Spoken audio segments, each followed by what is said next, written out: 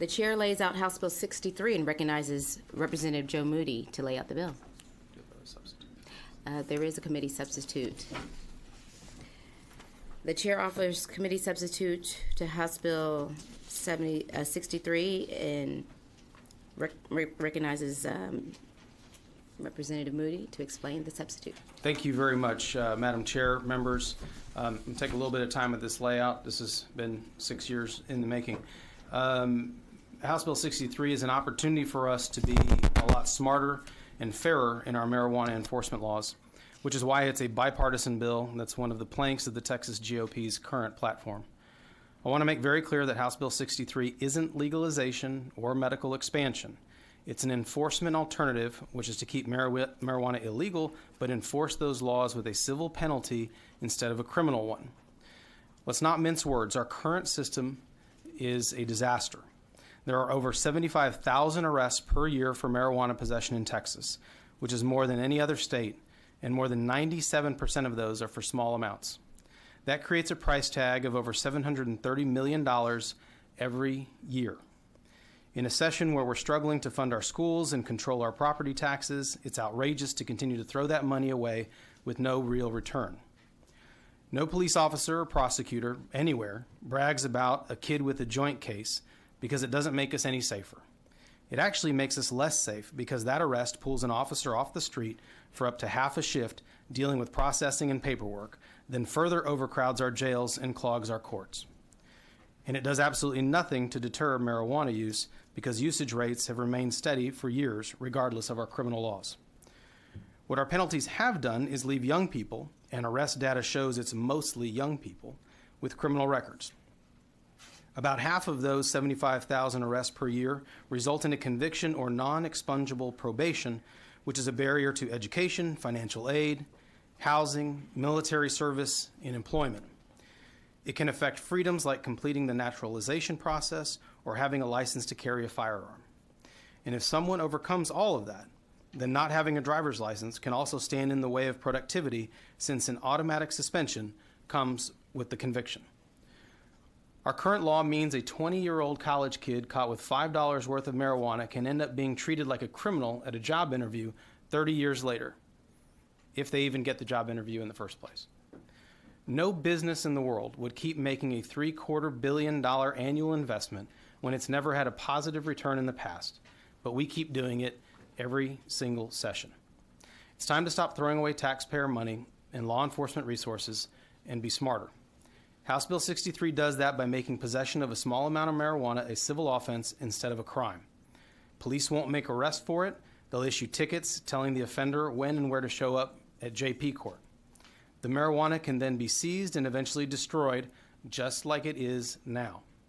In court, the offender will pay a fine, or if the judge allows it, take a drug education class or do community service instead. There won't be a criminal conviction. The punishment will be appropriate, but the punished will get to stay in school, keep their apartments and licenses, and get jobs. With a civil penalty, our officers, jails, prosecutors, and courts will have more time and resources to work robberies and sexual assaults and other crimes that endanger us, and savings can be passed on to the taxpayer. Still, I have heard concerns, so it's worth addressing them. Some people worry that House Bill 63 will promote marijuana use. Selling marijuana will still be a crime. Possession of more than an ounce will still be a crime. Having a small amount will still be an illegal civil violation. On top of that, there hasn't been a usage increase in other states that have rolled back criminal penalties. In fact, even where it's been outright legalized, the overwhelming data from nonpartisan think tanks and peer-reviewed academic publication show no significant increase in usage and no increase in hard drug usage at all. There's no gateway effect, and in fact, what we've seen has been a reverse gateway where people get off cripplingly addictive opioids in favor of marijuana. There are a handful of studies to the contrary touting these and other issues, but I do find it interesting that they're funded by groups involved in drug enforcement, which benefit from the status quo. They're also apples to oranges because they're from legalization states, which isn't what HB 63 does. I'd ask the committee to take a critical look at any studies cited, including the source and what kind of system that data actually deals with. Others have worried that this is an unfunded mandate on our counties. But the civil penalty system is a cost savings across the board that helps ease the burden the current system creates. It also fits into a framework that already exists. There's very little we have to do to build for this bill. There's already a multi-million-dollar positive fiscal note attached to the bill, and you'll note that it mentions additional positive revenue that's difficult to quantify. And that's only state savings. Fiscal notes don't look locally, which is where the bulk of current costs land. In other words, this bill will save Texas taxpayers money at a time when that's desperately needed. Some people have asked about how this bill affects arrests for other crimes and searches related to marijuana. Simple. It doesn't. If an officer pulls over a driver under the influence of marijuana, that's still a DWI.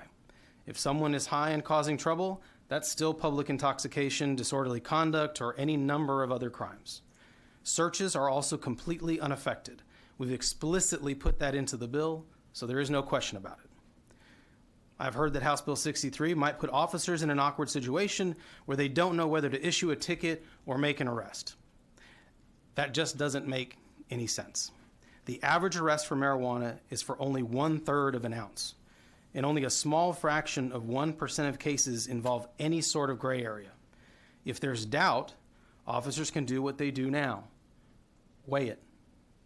One of the big boogeymen is how to implement this system. You'll see in the bill that civil penalties are handled by our justice courts using existing criminal procedures.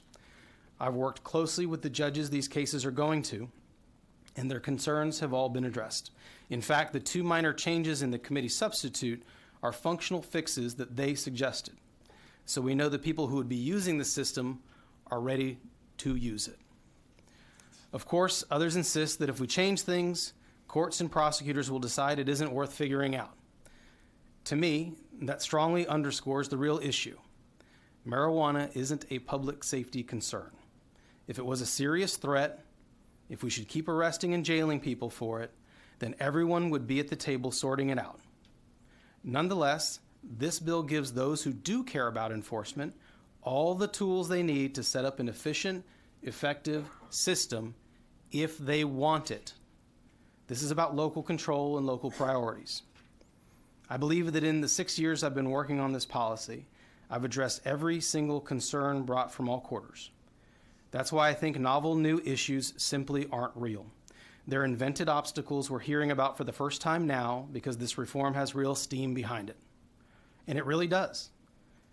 The need for change is so pressing that many cities and counties are creating marijuana diversion programs that do some of the things my bill does. But without legislative authorization, there are serious limits to what law enforcement professionals can do on their own, and we shouldn't leave them in that position anyway, because ultimately, this is our responsibility. The civil penalty system keeps people accountable, but employable. It removes red tape and roadblocks to smart, fair results by bringing our laws in line with how practitioners are trying to do things in the real world. It allows us to focus our scarce resources on much more serious crime, and it helps close a huge money pit we can pull our property taxpayers out of. With that in mind, I certainly urge your favorable consideration of this bill. I reserve the right to close. I'm happy to address any questions. Members, are there any questions? All right. We'll call your first witness. The first witness is Mark Gonzalez.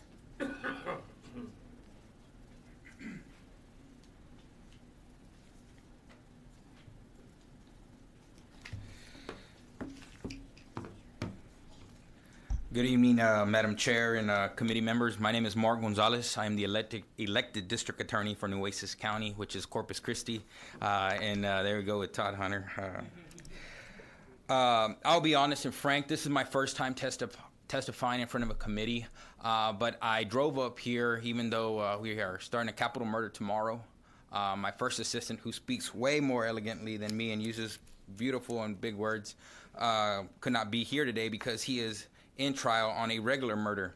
And I come up here because it's very important that the committee hear it from a standpoint of a district attorney.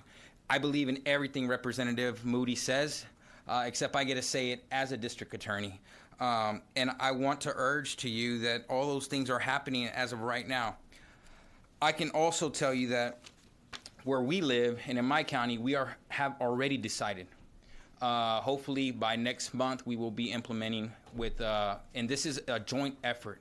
We have crossed, parties, whether it's we have a Republican sheriff, I am a Democrat, and we both realize that our jails are filled with low-level offenses, and we need to stop that because we cannot at the taxpayer burden. And so we have decided for ourselves that we will be implementing the cite and release program. The sheriff likes to call it cite in lieu of arrest, Sheriff Hooper, so I'll be sure to say it that way. But in doing so, individuals for the 7 crimes that are allowed by the legislative presently will not be going to jail. And what does this do? This impacts, obviously, low-level offense individuals who don't belong in jail. If you don't go to jail, the taxpayer is not responsible for any medical conditions you may have. If you don't go to jail, you can get victimized in jail and subsequently get sued civilly for those penalties. And if you don't go to jail, that officer gets to respond to crimes like we are starting tomorrow, capital murder, like my first assistant is currently trying right now for a murder. We have to decide when enough is enough and to be smart on crime. And I think the time is now. And we also have to decide what is our priority. What will we make a priority? The laws, as we heard earlier, is Melissa's law, the murders that we have to go forward on. And so with that being said, I would urge the individuals on this committee to have the courage and go forward and move. As Representative Moody said, it's been 6 years that he's tried this. And I can tell you that district attorneys in different areas are making and doing what they need to do for their community. But that leaves there are 254 district attorneys. Well, maybe about 252. I'm sure they got a number back there. But with that being said, everyone's different. And so what I may do in my county, neighbors in the north might not, and neighbors to my south, and obviously west, because we're on the water to the east.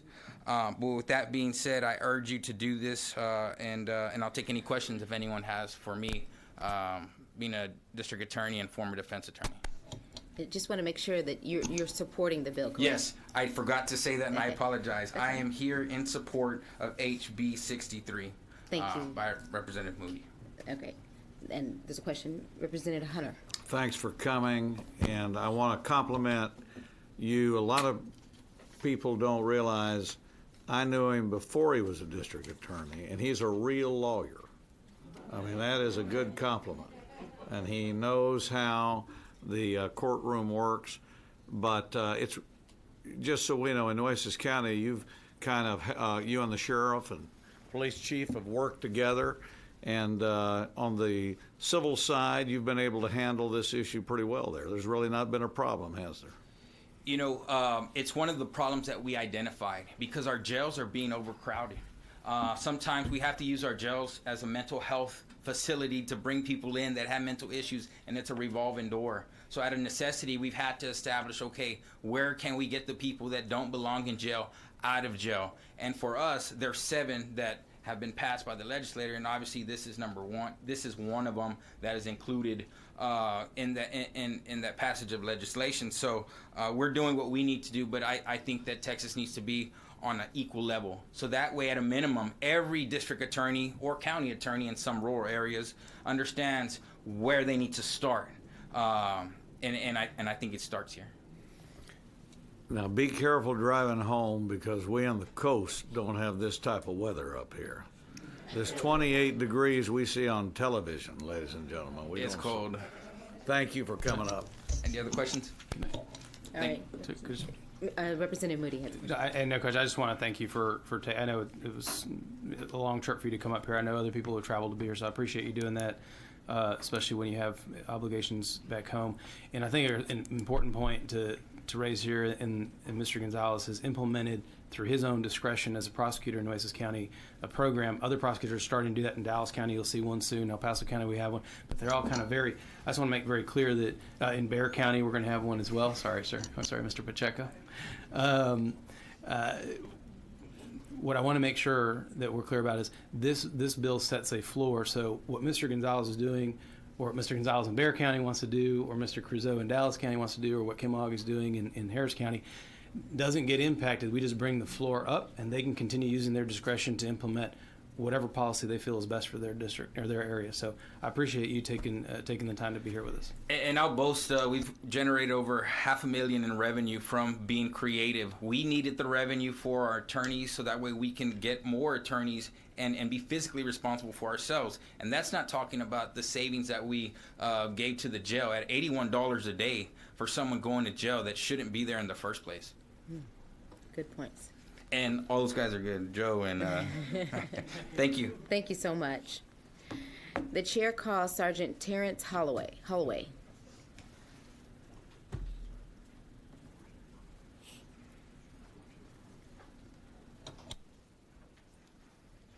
Hi. Thank you for letting me go second. I have to catch a plane to Mexico in the morning. So, my name is Sergeant Terrence Holloway. I'm with Plano PD, and I've been working there for 34 years, and I am speaking on the bill. I've been 24 of those 34 years, or 26, have been in specialized divisions. And I do a lot, thousands and thousands of interviews, and I've never met, not all marijuana smokers become drug addicts, but all drug addicts, especially in Plano, we have a lot of heroin. So all drug addicts have started with marijuana. So I'm a firm believer that it's still a gateway drug. So the point I would like to make is the legal, because I'm still in enforcement and I'm still on the streets. Texas is in the middle of this tug of war, and the legalized states have put me, my unit, in a very hard position because we are inundated with the legalized states shipping it over to Texas.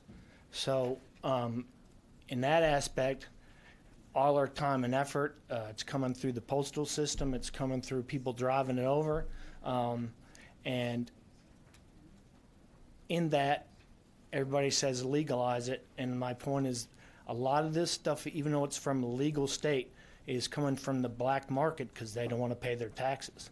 And it's coming from the folks outside the system growing or making the stuff, and the bill does not even quite or answer the question about the other products that have THC in it, which in my unit we use our common sense. We don't arrest for misdemeanors. We do other things we need to do, paraphernalia tickets, stuff like that. We understand there's no room in the end. We use our common sense in enforcement, but we also understand that I have to go back to when I was young. I'm old enough to know when they dropped the drinking age to 18, and they realized that's not a good idea. So the bill doesn't even encompass age. And in Plano, we have a lot of youth. And I feel if 14, 15, 16 years old, they're going to start thinking it's carte blanche to smoke marijuana every day. So I feel it just needs to cover some type of youth age where something else needs to be done, because if you say it's a penalty, or you can have an ounce of marijuana and it's only a civil penalty, laws are made to sometimes protect the youth against themselves, and I feel that I talk with these kids every day, and I'm talking from 12 years old to however old you want to go, but there's so much confusion in the state of Texas about what's legal and what's not. It just needs to be settled. Sorry. The chair recognizes Representative Moody. I appreciate your testimony. I just wanted to point you to Section 5 of the bill, which deals with the Family Code. So this is still delinquent conduct under the Family Code. So we have addressed the issue related to juveniles. Okay. But I appreciate you highlighting that for us. Any other questions? Chair recognizes Representative Gonzalez. You testified that every person who is a drug addict has started out with marijuana. Was that your testimony? Yes, ma'am. And do you have data to back that up? Just 34 years of about 10,000 interviews. So there's nothing concrete that proves that a person who was an addict now smoked marijuana or started out with marijuana? I don't have data, no. Okay. Any other questions? All right. Thank you so much for coming by. Thank you. The chair recognizes Jimmy Purdue, Chief Jimmy Purdue.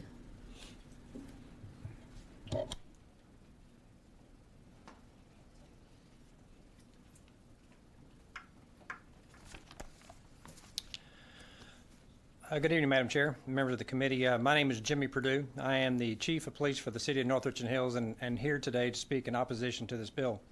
While I know there will be other speakers behind me that will talk about some of the specifics of the bill, I want to address some of the larger issues with this bill, what this bill attempts to address.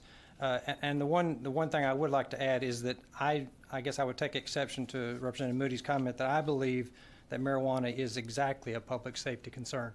In fact, it is one of the largest concerns that we have in law enforcement. This year will be my 37th year as a police officer in the state of Texas. I'm a native Texan. I grew up here in West Texas, actually in Representative Moody's town of El Paso. A lot's changed in my career, both in law enforcement and society in general. However, one consistent thing that has run through my time as a public servant has been the devastating effect that drugs have taken on many individuals' lives and society in general. I've experienced these horrific events directly in my own family and also through my extended friends. I've attended too many funerals of individuals, mostly young adults, whose journey to an abuse and ultimate overdose started with the seemingly minor use of marijuana. Maybe not all, but enough to make an impact. Decriminalizing or legalizing marijuana is just something that the state of Texas should not accept. In addition, I believe that police officers across the state daily exercise the use of discretion when they encounter individuals with small amounts of marijuana. Now, many will say that marijuana is harmless and people should have the ability to use and possess a small amount of that, or that somehow the possession of a small amount of that same thing that when possessed in a larger quantity is somehow it should be a civil offense. But the facts simply dispute those claims. In reality, those states where marijuana was decriminalized or outright legalized, there have been significant negative impacts across the board, both at legal and societal issues. I have the privilege of serving on the Narcotics and Dangerous Drug Committee for the International Association of Chiefs of Police, and I've traveled across this country and across Mexico and Canada to discuss the real-life impact that marijuana has had on those communities. Without exception, the law enforcement in those states were opposed to these measures before the passage, and they remain so today.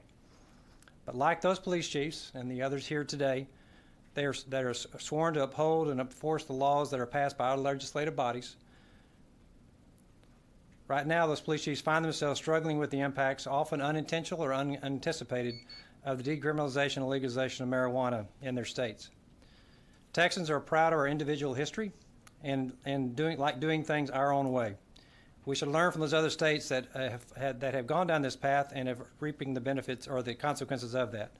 And I believe that we should be against this and all similarly related bills. So in closing, I'd like to remind you I'm a member of the law enforcement profession for 37 years, 14 of those as a police chief, and as a proud member of the Texas Police Chief Executive Board, we stand in opposition to HB 63. Any questions, members? Oh, Representative Gonzalez? You've testified about the negative impact. Can you elaborate on what exactly the negative impacts that you're referring to? Yes, ma'am. Particularly in the states that have legalized marijuana, there has been an increase in accidents. There's been an increase in crime in those states. There has been an increase in the cost of emergency medical admits. There has been a statistical increase in the cost for medical costs. And I believe the Texas Police Chief gave you a document that outlines a lot of those in this graphic form. If not, we can get you one before I leave here today. And a causal relationship has been found between these negative impacts that you're referring to and marijuana. There is, as you expect, there's a difficulty and associated directly one to the other. But we can tell you, and you have to look at the numbers of what the crime rates. I'll focus on that. Crime, it was a certain level before legalization occurred. Crime rate now after that has gone up in those areas, specifically in those areas where there have been the dispensaries are in place, where legalization, where the concentration of those entities occur. just want to make sure I understand. When Representative Moody laid out his bill, he said this bill does not legalize marijuana. That is correct, and I completely agree that his bill does not legalize marijuana. That is correct. My attempt here was to not only to address. I still stand in opposition to what he's proposing, but I believe this bill, along with the other 41 or so that have been filed in the legislature so far, are a pathway to that very process. But everything that you were talking about, you were comparing it to legalization. But this bill does not legalize marijuana. You understand that? Yes, ma'am. I do understand. Okay. All right. Any other questions? All right. Thank you so much. Yes, ma'am. Appreciate you. Chair recognizes Joshua Rains.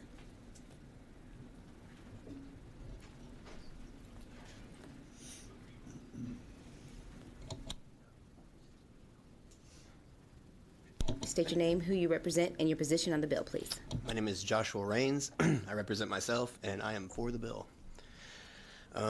As I said, my name is Joshua Rains. I served in the Army in the 101st Airborne, and I did 2 deployments while I was in there. 2008 and 2009, I was in Iraq. 2010,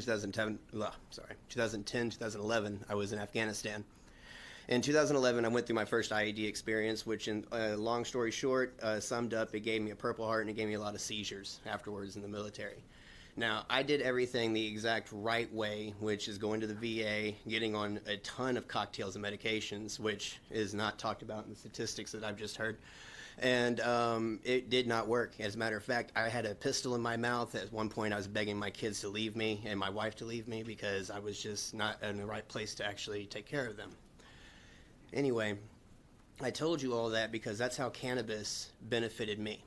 It allowed me to be illegally alive, yes, but it also allowed me to get off of that medication. It allowed me to be a father. It allowed me to be a husband. And it allowed me to be here today, which is all things I could not have done without my CBD oil and my cannabis, actually THC cannabis. Now, I understand this bill is not to legalize in the slightest, but I do want you guys to understand how important this bill is to pass, because there are people like me, veterans. There's over 1.5 million of us in this state alone who are in the vast majority are in support of cannabis and getting off the pills that we're on, and we're looked at as criminals. This is a step, yes, in a direction to where we're finally not, we can come out of the closet, we can come out of our house, we can come out and be a normal part of society. He wants to talk about statistics. What about the statistics left out that every single one of those medical states has 25% opioid reduction in every one of those states that medical cannabis is legal? 25% opioid reduction. That's a statistic that's in several health journals. CDC specifically states that marijuana has yet to kill a single human being upon consumption. CDC. The U.S. government to this day holds a patent on marijuana and cannabis and the medical effects it has on your neurology. And if you want, in the end, I can pull it up on my phone because it's up. I take that very, very serious with the past 2 testimonies I just heard. I'm closing. Because what I just heard was, I would rather them be illegal because it's a stipulation. I didn't hear one bit of actual proof of how it's a gateway drug. You know what wasn't talked about was the fact that we're giving kids drugs. Yes, there's methamphetamines and Adderall, Ritalin, and other things that I was given in the Army. There's opium and opioids, which is where the opioid word comes from. So what is really the gateway drug here? We're giving our kids these medications. Is it really marijuana at that point that's making us all start? I'll close on one last statement. It was said by a very wise caregiver. Her child has autism. It's open your mouth, judge righteously, and defend the rights of the afflicted and needy. Thank you very much. Oh, thank you, Mr. Rains. Yes, there is a question. Representative King? Yeah. First, thank you for your service. Thank you. And your family as well. And not contradicting or anything about your testimony, I just want to tell you that what I think that Chief and some of the others have kind of alluded to is the fact that if you spend a lot of time interviewing and talking to people that do have heavy drug addictions, not necessarily prescription, but that have street level drug addictions, almost every one of them will tell you that marijuana was their gateway entry to that, almost every one of them.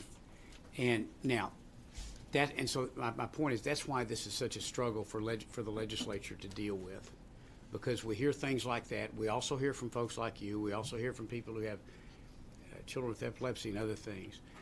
And then we also, like I had a group of doctors in my office last week, or oncologists, and on some other issues. I said, hey, while you're here, tell me what we should be thinking on medical marijuana and things like that. And I've done this to a number of doctors, and each one of them each time has always told me, without exception, that the FDA can legalize it at any time, that there's not enough data out there to make medical decisions on it, and that they have synthetics that they feel like do exactly the same thing. But then we have folks like you come in and testify and say things that are very, very compelling. So my point is, I just not wanting to criticize or discourage you at all in any way.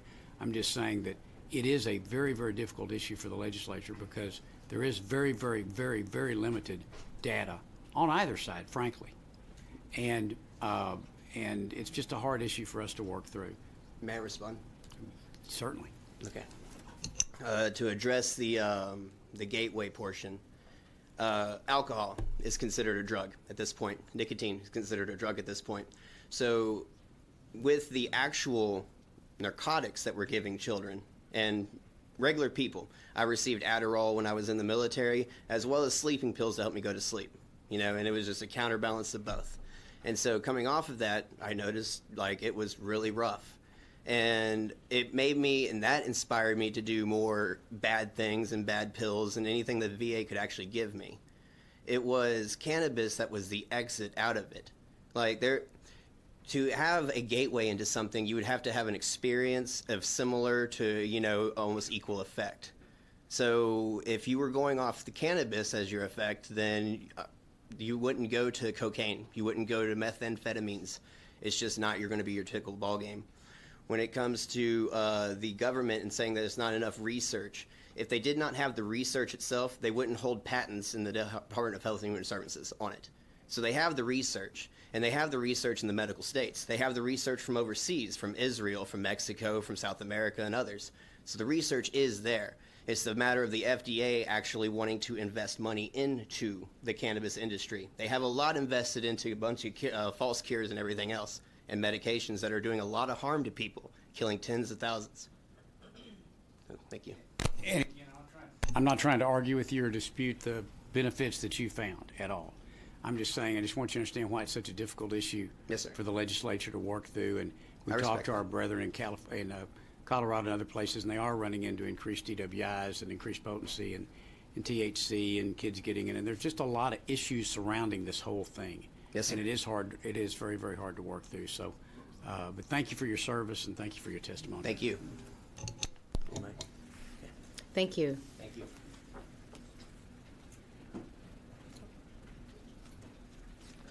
The chair calls Joe Palmer.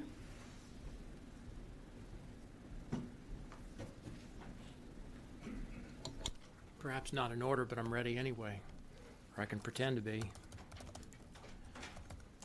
Thank you, Madam Chair, members of the committee. Joe Palmer, Tarrant County, representing myself, speaking for the bill.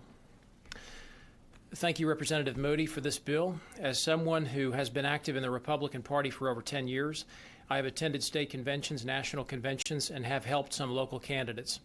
I share this in order to make the point that I'm well informed as to where the party is today versus where it was 10 years ago. To be more specific, where Republicans were ideologically then compared to now. The newer people we see are typically more focused on things like finance than on occasional personal use of marijuana, which is now viewed more as a social issue. When the motion to accommodate medical marijuana was discussed at our state convention in 2012, I vividly remember hearing people say that those seeking this form of treatment for themselves and their children were simply wanting to get high. At the 2018 convention, I didn't hear comments like that. To the contrary, we adopted a resolution in support of expanding the Compassionate Use Act, as well as one calling for the decriminalization of the possession of 1 ounce or less of marijuana and setting a fine of up to $100. This particular resolution was approved by 81% of the over 6,000 delegates to that convention. Basic compassion, and for some, a weariness of the arrests, towing of vehicles, and incarceration of thousands of people every year for victimless crimes offer us a valuable opportunity to agree on something for the sake of humanity. Chief Justice Nathan Hecht, in his State of the Judiciary address last month, said, "It is time, actually it's past time, to ensure that defendants who pose no risk to the public are not jailed and that those who do are." He went on to say, 25 years ago, a third of the jail population was awaiting trial. Now the percentage is 3/4. Most of those detained are nonviolent, unlikely to reoffend, and posing no risk of flight. Many are held because they're too poor to make bail. Though presumed innocent and no risk to public safety, they remain in jail, losing jobs and families, and emerge more likely to reoffend. The toll on them personally also burdens communities, and on top of that, taxpayers must foot the bill, a staggering $1 billion per year to jail those who should be released. Besides the costs, detaining someone solely because he's poor is against the law. It violates fundamental constitutional rights. In 21st century Texas, it ought to be unthinkable. Although his comments appear to be in reference to bail reform, it is easy to see how passage of this bill would help our nonviolent neighbors, our friends, family members, and people we will never meet avoid going to jail in the first place. There are those who will oppose this bill. I would submit in closing that members may not be able to do anything about the for-profit jails being constructed all over our state, but you do have the ability to help more of us stay out of them. I'd be happy to answer any questions you may have. Members, any questions? Thank you so much, Mr. Palmer. Thank you. Chair calls Tim Curry. Yes, ma'am. Thank you all for your services to the state. Tell you why I went to jail a couple years ago. I have epilepsy. That's why I went to jail. I was in possession of a tiny bit of marijuana because that's what worked to keep my seizures away. Marijuana worked better than anything. I started having partial seizures in Bryan, Texas when I was going to college there. And not long after that, I moved to San Marcos to go to Texas State.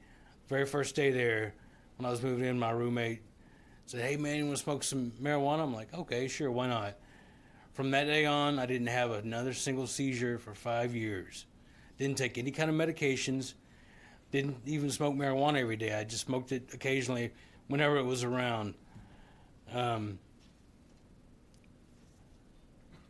So in 2008, I started dating a girl who didn't like marijuana, so I didn't smoke it around her. Soon we were spending a lot of time together, so I stopped smoking marijuana completely. 2 weeks later, I had my first grand mal seizure. I woke up in the hospital with the black eye from hitting the floor. I've had over 30 grand mal seizures since then.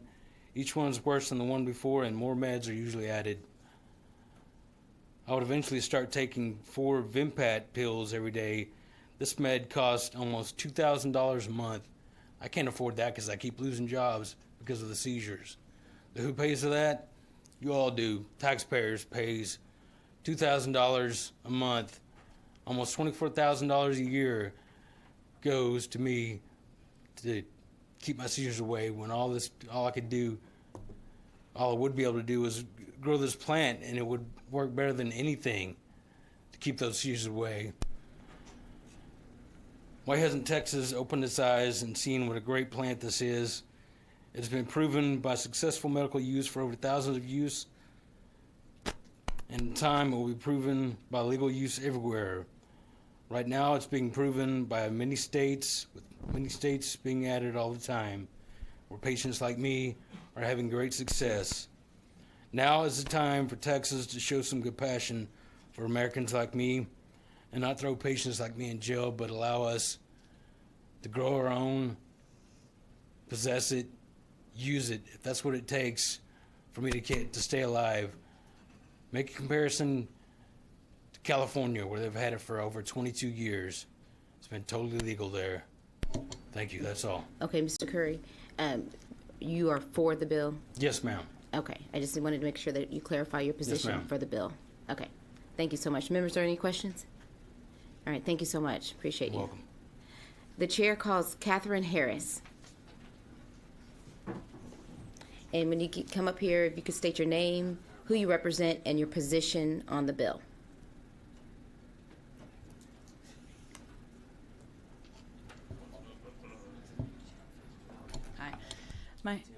My name is Catherine Harris. I represent Rice University's Baker Institute for Public Policy, and I am testifying in support of the bill. Thank you for the opportunity to speak before you today. I'm going to discuss three major concerns held by opponents of marijuana reform, which are that it will cause increases in use, crime, and drug driving. And I'm going to explain why these concerns are not relevant to decriminalization. As Representative Moody emphasized, decriminalization is not at all similar to legalization. And there's limited evidence to suggest that reducing penalties for marijuana possession has any impact on use rates, crime rates, or drug driving. I'm going to elaborate briefly on these three areas, and there's also a one-page document in your binders that provides more information. Regarding use, the vast majority of studies in the US and Europe have found decriminalization to have limited to no impact on use rates for teens or adults. A study funded by the National Institute on Drug Abuse looked at 5 states that have recently decriminalized possession and found no relationship between the law change and past month marijuana use among high school students. There are at least 2 reasons why decriminalization is unlikely to affect use rates. First, a person's decision about whether to use marijuana is more likely to be driven by perceptions about its health risks and social acceptability than its criminal status. And second, decriminalization maintains an illicit market and therefore does not increase availability. So there's no reason to think that Texas would see a spike in use from reducing marijuana penalties. Regarding crime, there's no research of which I'm aware that has found a relationship between decriminalizing marijuana and increased crime rates. There's also no evidence to suggest that marijuana users engage in crime to support their habit or that the pharmacological properties of the plant directly cause users to commit crimes. And lastly, marijuana-impaired driving is increasingly cited by law enforcement as a reason to maintain prohibition. Some states that have legalized marijuana for adult use are seeing an increase in marijuana DUIs, but because THC, which is the primary intoxicant in marijuana, can be detected in blood samples long after any impairment has ended, reported rates of DUIs are likely to be inflated. But regardless of what the data show in Colorado or Washington, trends in legalization states are not valid predictors of the effects of decriminalization. Drug driving is a legitimate public health concern, but not one likely to be affected by this bill. But it's not enough to assert that decriminalizing won't be as bad as feared. It also provides significant tangible benefits. It will reduce arrests and the collateral consequences of a criminal record. It will reduce racial disparities in drug law enforcement and allow for more efficient use of taxpayer dollars. At least 22 states and several large Texas counties recognize these benefits and have adopted some form of decriminalization. And with House Bill 63, the Texas legislature has the opportunity to enact this policy statewide. Thank you. I'm happy to take any questions. Members, are there any questions? Representative Pacheco? Madam Chair, thank you. My question is THC, how long can it be in your system for it to be detected? So THC metabolizes in a couple of different ways. So the THC that indicates impairment can be tested within maybe 2 hours in a blood test to detect impairment. The problem is that for a lot of law enforcement, they can't actually get the blood test done within those 2 hours. And after those 2 hours, the rates go significantly down, so it's not actually detectable in the bloodstream. However, there's another component of the drug that's still detectable that can be detectable for weeks or even months afterwards that does not indicate impairment. And so that's one of the difficulties in testing for it. Okay, thank you. Any other questions? All right, thank you so much. Thank you. Appreciate you. Chair calls Christopher Valenzuela.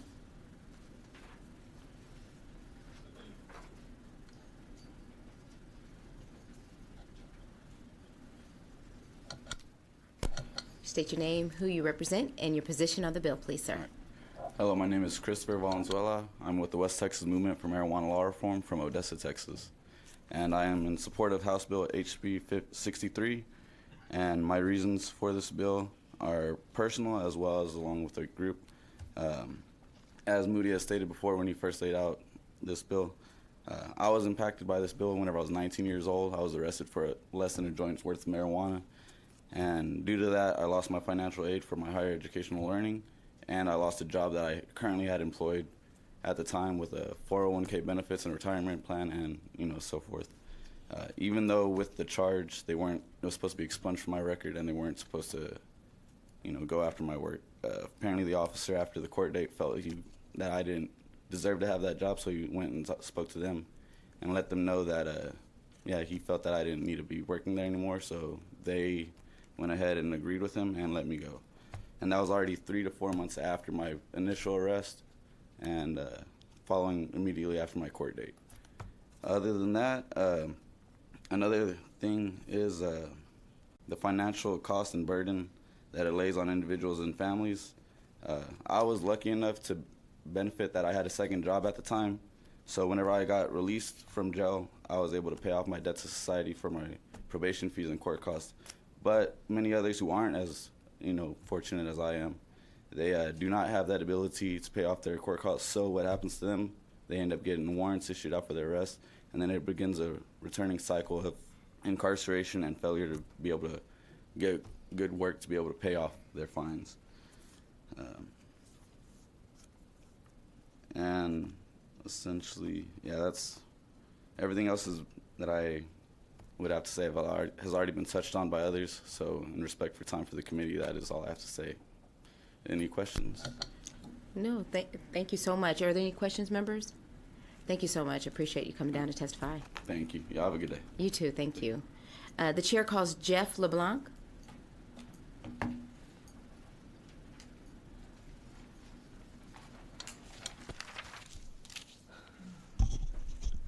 Chairwoman, Vice Chairman, members of the committee. My name is Jeff LeBlanc. I am here representing myself, my family, and the Republican Liberty Caucus of Texas. Additionally, I served on the platform committee for the Republican Party of Texas. And your position on the bill? I'm in favor. In the past, personally, my son was charged with possession of a small amount of marijuana. While I was grateful that our county chose deferred adjudication with probation over jail time, which was a possibility, this did not stop the negative effects of this charge. While seeking employment as a father of 3 on probation and expected to pay fines, the charge showed anywhere he applied for employment. He was even refused employment at a Dollar General store over this charge. To this day, when applying for jobs that require a background check, he continues to have to produce proof of deferred adjudication and things of that nature. And that's if an employer will accept those documents. Sometimes you're just simply unemployable from the charge. If these charges of victimless crimes are going to interfere with gaining employment of even minimum wage jobs, how can we expect the person to rise above their current situations? And so the criminal aspect, the record, is very important to me, which is why I support Representative Moody's bill. As the chairman of the Republican Liberty Caucus, of course, as was already mentioned, I'd like to remind our Republican committee members that we do have a plank on this. And he did touch that it passed overwhelmingly. I'd like to give you some numbers. 6,212 delegates at the Republican convention in favor, 1,400 against. That is 4-1 in favor, Republicans, in this being civil penalty.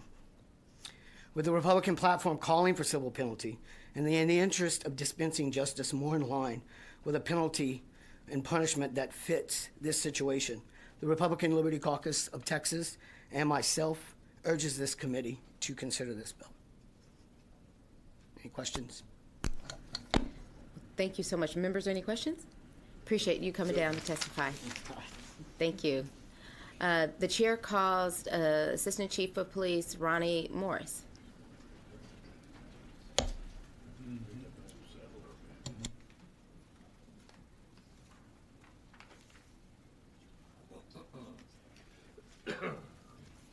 Good evening. My name is Ronnie Morris. I'm the Assistant Chief of Police with the City of Grand Prairie, and I'm here to speak tonight in opposition of this bill. The Texas Police Chiefs Association, of which a packet is being passed out now, I believe maybe you had received it earlier, but if you hadn't, here it is here. They've done their due diligence in researching the issue of decriminalizing marijuana and the relaxing of marijuana laws, and compiled the objective data in that packet from states that have previously decriminalized or legalized marijuana and or loosened marijuana laws. There are numerous myths regarding this issue, and it can be confusing for some and lead them to believe that there is no harm in the decriminalization or loosening of marijuana laws. This bill seeks to decriminalize, quote unquote, small amounts of marijuana by making possessing 1 ounce or less a civil penalty. What this bill would effectively cause is desensitizing citizens of this state to the dangers of this harmful and dangerous drug, one small step at a time until complete legalization or decriminalization is achieved. This has been the MO of highly funded marijuana advocacy groups, which unfortunately have succeeded in the states that decriminalized or legalized marijuana.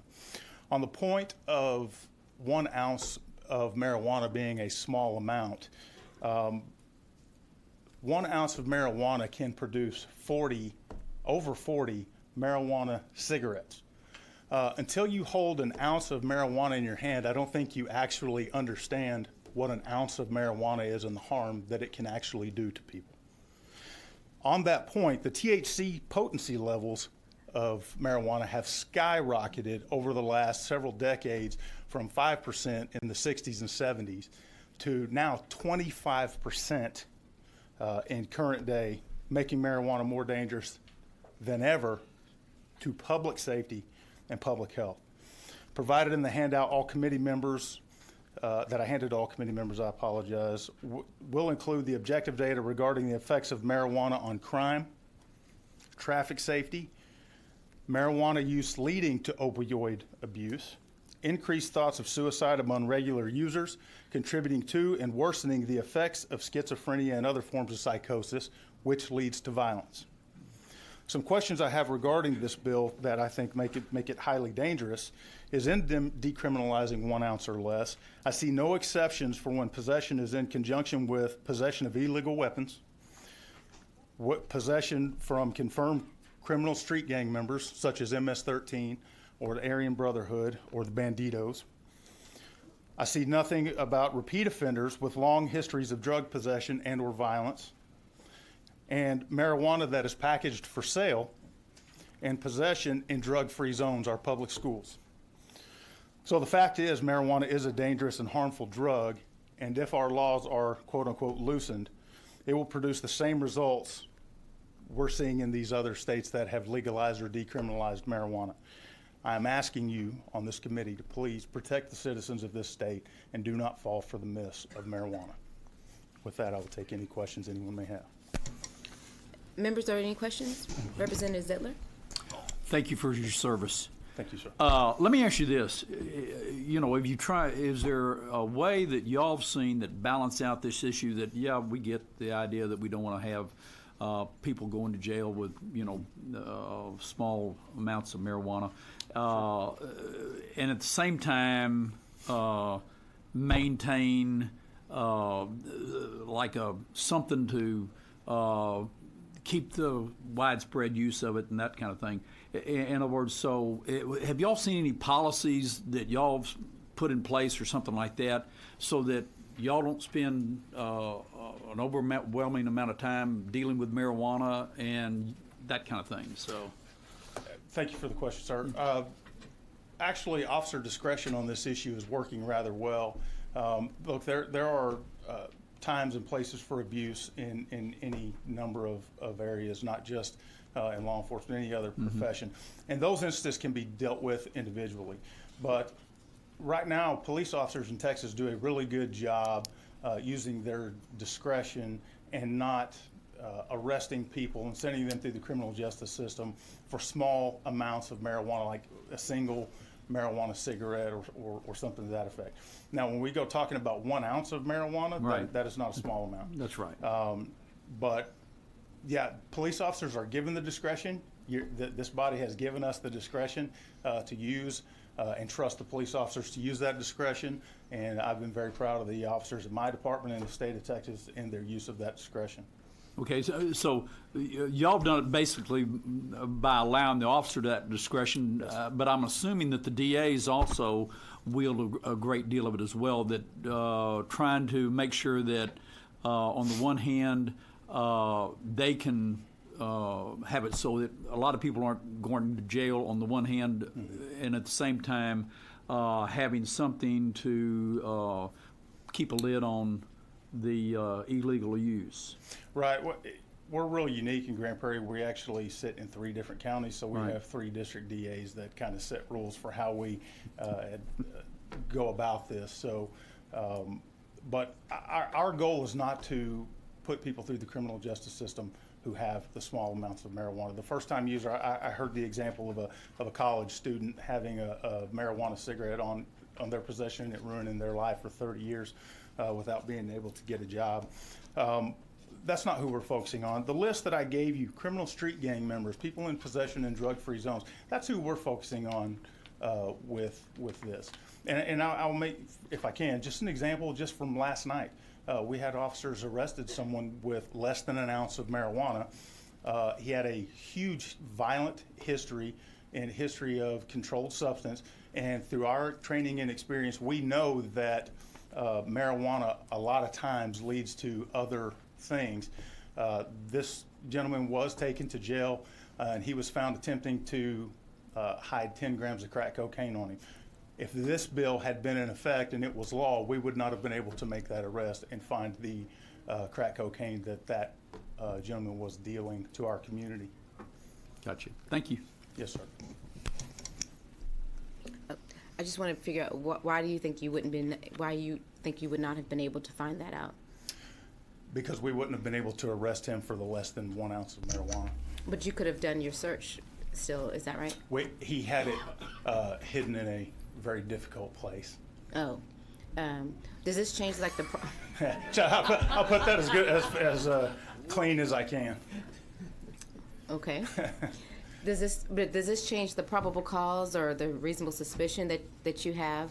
The bill as it's written right now would not prevent us from conducting a search, as was said a while ago, and actually seizing any marijuana that's under 1 ounce. What it would do is prevent us from actually taking enforcement action against the person who possesses it, if that's what the officer chooses to do. Okay. Chair recognizes Representative Moody. Did you have? Just a couple of questions. So officers can choose to let people go even if they're in violation of the law. Yes. Under their discretion, right? Do you have a written policy on those practices, or is it just whatever the officer feels at the time, at the scene, or what's going on? Sure.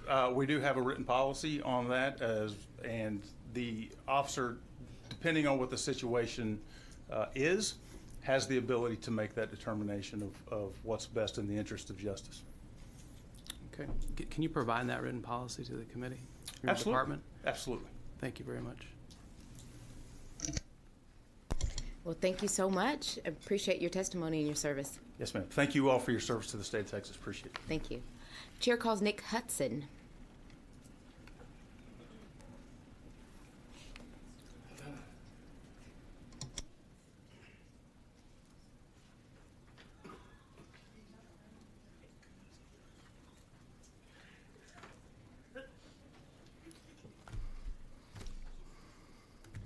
Thank you, Chair Collier, Vice Chair Zedler, and members. My name is Nick Hudson. I work for the ACLU of Texas. I'm here to testify in support of the bill. The Texas spends, as Representative Moody mentioned, estimates go as high as about $750 million a year enforcing marijuana laws. And these laws have largely failed to reduce marijuana use or availability. We've seen an increase year after year. And so from our perspective, this use of resources is largely a waste. And it also represents a diversion of resources that could be better spent, invested in our communities and mental health treatment and drug treatment, and to provide better services to victims of serious crimes. Not only are these marijuana possession laws unproductive, they are also very harsh. So simple possession of a small amount of marijuana, and I've included an example of someone who is affected by these laws in your packet, and you'll hear from more folks, can lead to up to 6 months in jail, a criminal record, loss of someone's job, confiscation of personal property by the government, denial of college loans, as you've heard about, and limited access to housing. So this bill would eliminate nearly all of those harsh, potentially life-derailing consequences while maintaining a civil offense that still holds people accountable for violating the law. And our marijuana laws are also unequally applied, and this is something I just wanted to mention. A report conducted by the ACLU revealed stark disparities in enforcement of marijuana laws in Texas. The disparities were both racial and geographic. Despite equal rates of marijuana use, black people in Texas are more than twice as likely as white people to be arrested for marijuana possession. And depending on which county you live in, this racial disparity can go as high as 34 times in Van Zant County. And there are more than 60 counties that have racial disparities that are greater than the national average here in Texas. And there's a map in the back of your packet that also kind of shows those counties. So look, there is no evidence that arresting someone for low-level possession instead of ticketing them improves public safety. On the contrary, evidence shows that because of the life-altering consequences of even a short time in jail, that can make it difficult for someone to maintain a normal foothold on life. Jailing people for low-level offenses can increase their likelihood to commit another crime. There's a significant amount of data on that. So a ticket rather than a criminal penalty is a smarter, safer, more cost-effective way to handle small cases of marijuana possession, and I'll close. So just when you consider the wastefulness and the harshness of the criminal penalties, the disproportionate application of the law to the people of color, and the fact that there is no good public safety justification for imposition of the harsh penalties, it's clear that we need to take a significant step towards a more rational drug policy in the state. And we believe that HB 63 does that, and we are grateful for the opportunity to express our support of this bill and respectfully request that y'all report it favorably. So. Thank you. Are there any questions, members? Appreciate you. Thanks. Chair calls David Sloan. Madam Chair, members of the committee, my name is David Sloan, and I'm a criminal defense attorney in Fort Worth.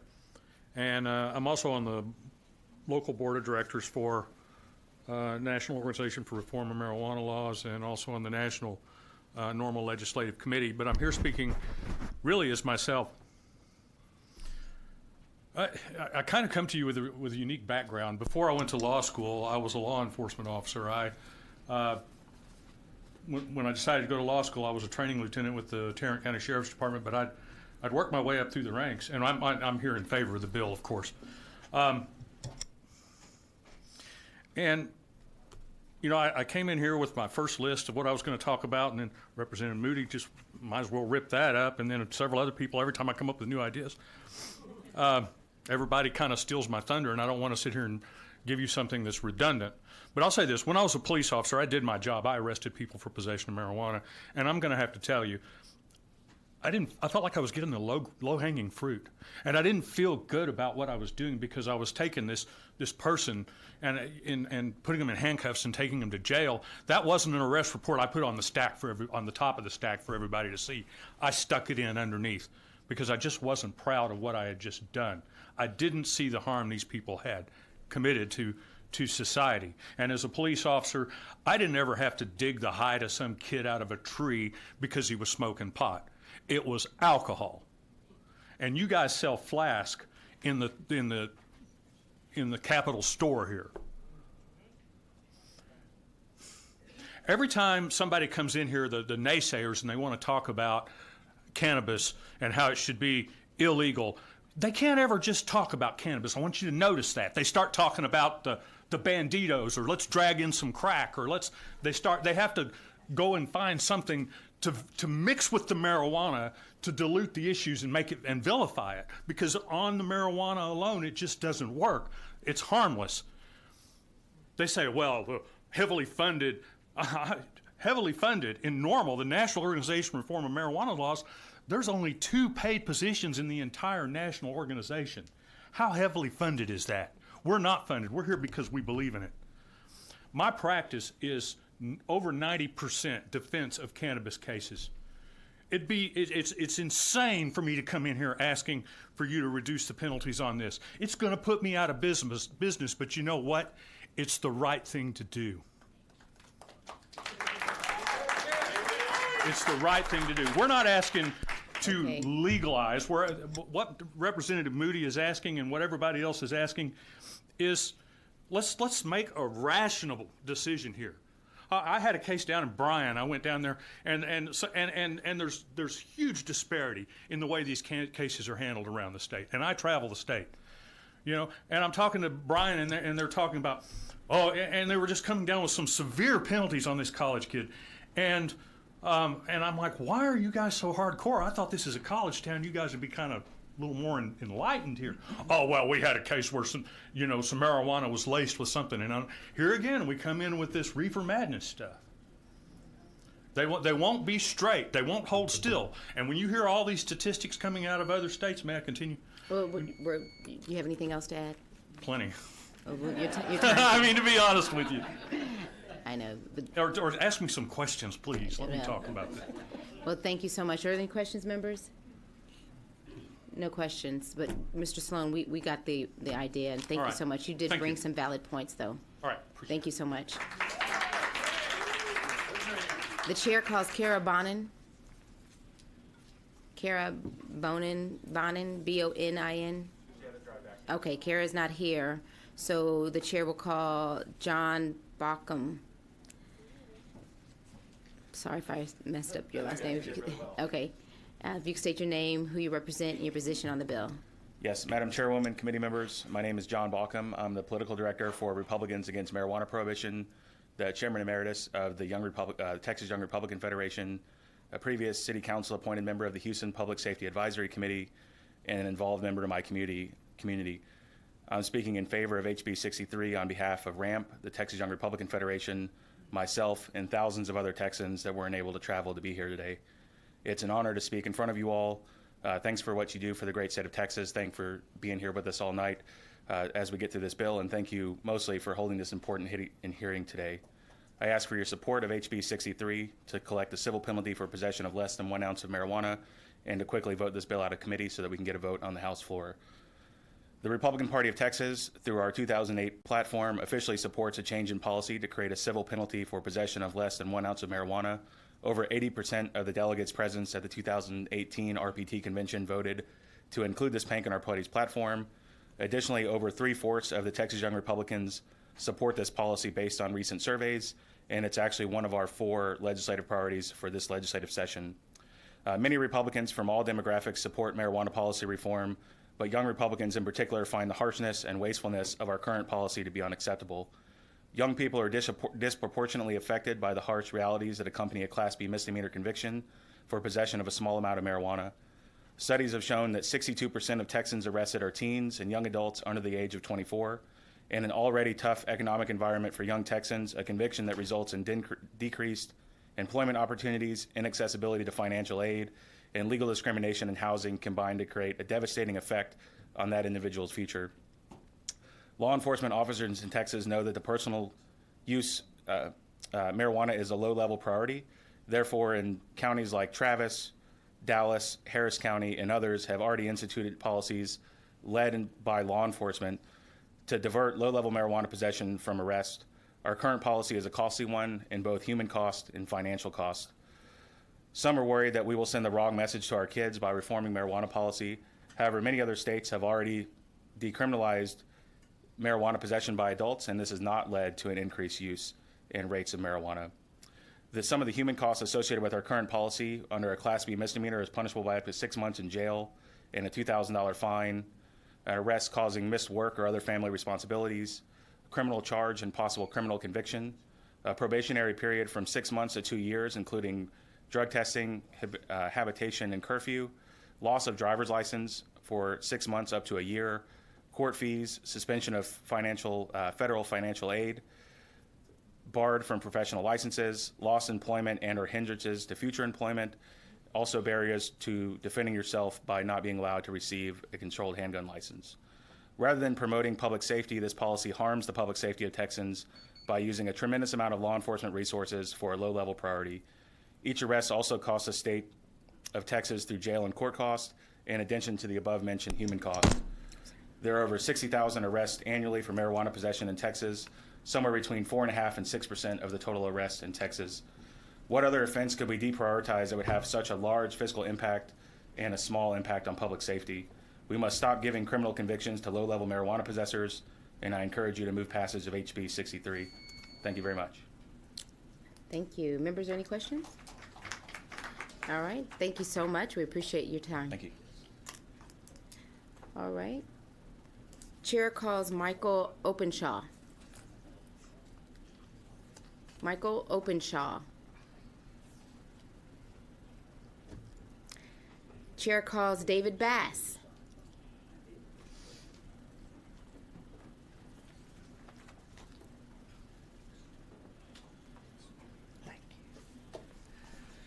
State your name, who you represent, and your position on the bill, sir. My name is David Bass. I'm representing myself, and I'm testifying in support of House Bill 63. I'm a retired U.S. Army officer and a veteran of Desert Storm and Operation Iraqi Freedom. I served in the U.S. Army for 25 years. I'm 63 years old. I use marijuana as medicine for post-traumatic stress disorder and chronic pain from injuries on active duty. I vaporize 1 gram of marijuana each day. 1/2 gram in the morning, 1/2 gram in the evening. There are 28 grams in an ounce. So I use a little bit more than 1 ounce of marijuana each month. When I purchase marijuana to replenish my supply of medicine, I purchase 1 ounce. This bill would protect me from arrest, incarceration, losing my driver's license, spending money to hire a lawyer, having a criminal record, and other adverse consequences of choosing a natural plant instead of opioids and psychotropic drugs. I'm not a criminal.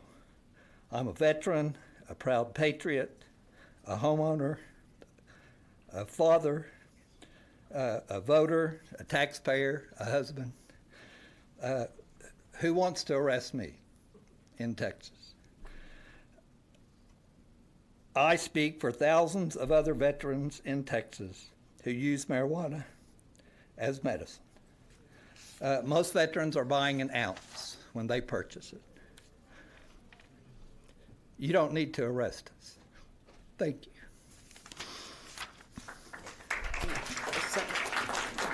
Okay. Thank you, Mr. Bass, for your service to our country. We appreciate you. Thank you for your testimony. I think we have a question. Representative Zedler. Yeah. First of all, thank you for your service. And let me ask you this, though. You are aware that there is a medical marijuana bill going through that, in essence, would be all regulated, but nonetheless, people could get legal access to. So how would that work for you? Yeah. Wait. Okay. Sorry. We just want to make sure that we limit the discussion to this bill. Okay, I'm sorry. Unless you're for the bill. Let's just limit the testimony. Well, I will say it would solve my problem and the problem of the veterans in Texas who use marijuana as medicine. That would resolve the issue. Okay. So, yeah. So let's just keep it to this bill. But thank you so much. You testified in support of this bill, Yes. House Bill 63. Yes. Thank you. Any other questions, members? All right. Thank you. Appreciate it. Chair calls, and I'm so sorry, Darush Zamari. If I messed up the name, if you could come correct me, please. State your name, who you represent, and your position on the bill. My name is Daryush Austin Zamhariri, and I represent myself, and I am in support of HB 63. First of all, I want to thank you for your time. I was born and raised in Texas. I've worked in the food and beverage industry for nearly 20 years. I have a degree in business from the University of Texas in Dallas. In June 2010, I was arrested in Tarrant County for possession of marijuana under 2 ounces, a Class B misdemeanor. I was pulled over for a simple traffic violation shortly after 10 p.m., and what ensued could be considered nothing short of racial profiling. The officer said they were looking for young Hispanic males wearing all black, allegedly breaking and entering in the area. Instead, he asked to search me, a young Texan with Middle Eastern descent, just getting off of work and happening to wear a uniform that was all black. I was in my mother's vehicle at the time and I had nothing to hide, so I consented to the search like any reasonable Texan, would. They found a few grams of marijuana and I was immediately placed in custody. The immediate impact was staggering. There was a $500 bail, the fees associated with the impoundment of my vehicle, missing work, and the cost of hiring an attorney.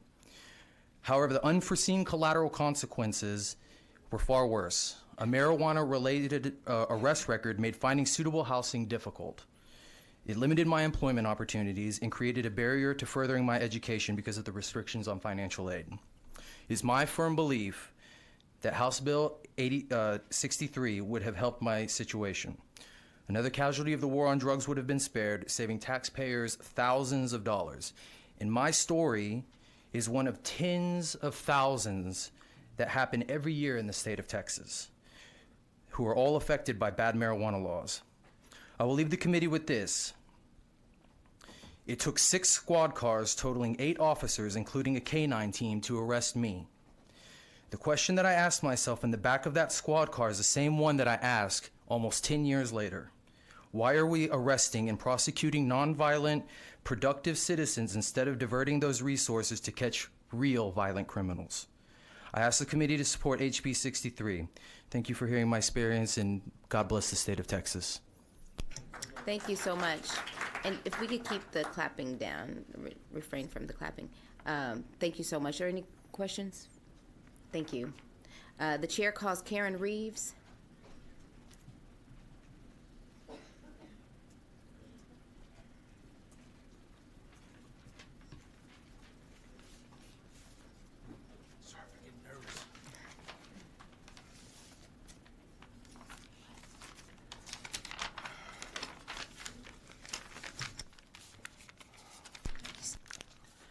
Just state your name, who you represent, and your position on the bill. Okay. My name is Karen Reeves. I'm here to represent myself and Syntex Community Outreach. I'm here to testify in support of House Bill 63. I believe no one belongs in jail for a plant. I want to tell you briefly about how prohibition has affected my family. My youngest son wanted to be a Marine reservist just like his older brother, who served 6 years and earned the title corporal. They both spent 4 years in the junior ROTC, so this is something they both worked very hard for, and they're both very dedicated to serving our country. My youngest son had come home for the holiday. After over a year of training, he had earned his title as Lance Corporal, Marine Reservist. He was at the top of his class. However, during what was supposed to be a simple brief visit home with family before returning for his training, my son made an error in judgment, and he took a ride from a friend that he knew back in high school. Within a few miles from our house, they were pulled over on traffic violations, and their car was searched after the officer claimed to smell marijuana in the vehicle. My son was unaware at the time what was hidden in the trunk. My son was arrested and charged the same as the driver, the owner of the car. They were both charged with the felony. Now, my son was innocent. He was in the wrong place at the wrong time. The facts of this case really don't matter. It's the fact that our laws are unjust. No one belongs in jail for a plant. Now, this arrest happened to my son back at the beginning of 2014. He lost his title as Marine immediately after the arrest. He was not even drug tested before they made that decision, and he was bullied and he was shamed by his superiors. My son is not a criminal. He was willing to die for his country, yet he was victimized by unjust laws. With persistent determination by his lawyer, my son's charges were lowered to a Class B misdemeanor. But he had to plead guilty, and he did 2 years probation, community service, and a $2,000 fine. Now, it's been over 5 years since his arrest, and I'm very sad to say, and I did give this testimony back in 2017, so I'm still distraught, so I can only imagine how my son feels. He still suffers from depression, anxiety, and shame over this issue. My son will never be the same, and he's actually still living at home. At times he's been suicidal. I fear for his future. He's lost hope in his future because of this arrest. He recently failed a background check because he finally thought he could go and get a job, only to be refused employment. Now, this has affected my family in more ways than I can express, so please push this bill through this session. It's time. Please, so no one else can suffer like our family has suffered. Unjust laws hurt everyone, and I thank you for your time and consideration in this manner. And like I said, I did testify before, the same exact testimony, and it's still hurting our family to this day. If it weren't for my grandmother helping my son pay those fines, I don't know what would happen. So thank you so much for hearing our testimony today. There's so many stories. My son was only one out of 66,000 other families. That alone should make you stop and think about this bill seriously. Thank you. Ms. Reeves, thank you for your passionate testimony. We appreciate you taking the time to come down here and be the voice for your family and the 66,000 other people. Thank you. Members, are there any other questions? Thank you. Appreciate Thank it. you, Representative Moody. I said President Moody. Uh-oh. Hey, thank you so much. Yes, thank you. Thank you. The chair calls Cameron Pinkerton.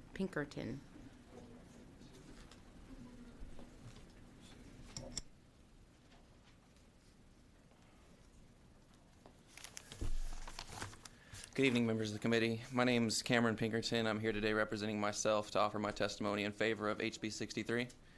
I'm sure with the passion of our community, who I want to thank everybody for coming out today from across the state. You're going to take a lot of testimony today in regarding the statistics and regarding to the fiscal and moral positivity of a bill like this. So I'm not going to go into too much of that. I'm going to, just introduce myself and offer my support on this bill. I've worked in the field of substance abuse treatment and drug policy reform since I was a 12-year-old challenge course operator for a Christian rehabilitation, substance abuse treatment, and juvenile probation program. It was a nonprofit organization named Changing Course Foundation I worked for.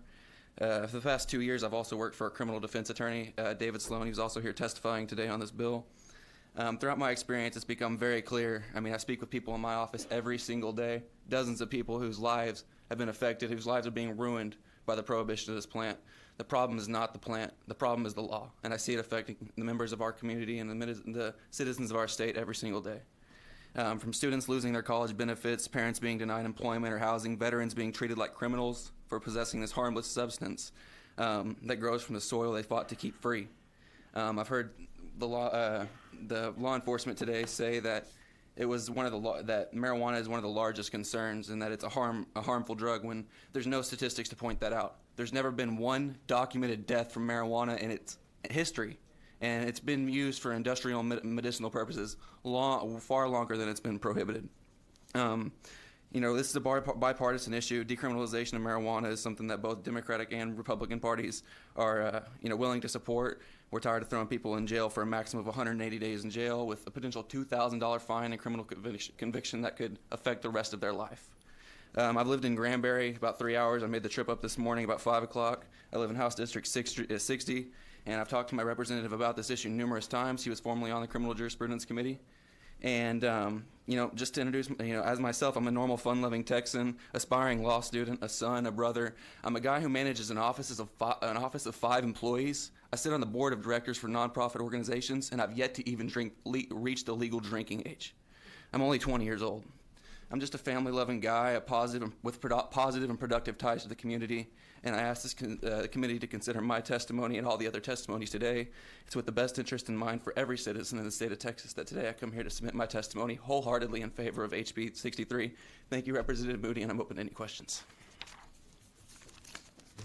Thank you so much. Well, Mr. Pinkerton. Oh, yes, ma'am. Thank you so much for your civic duty and for your commitment to the state of Texas, to coming down here and to testify.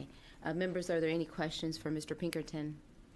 Thank you again. Thank you, Representative Collier. Thank you, committee. The chair calls Dr. Brian Adenoff.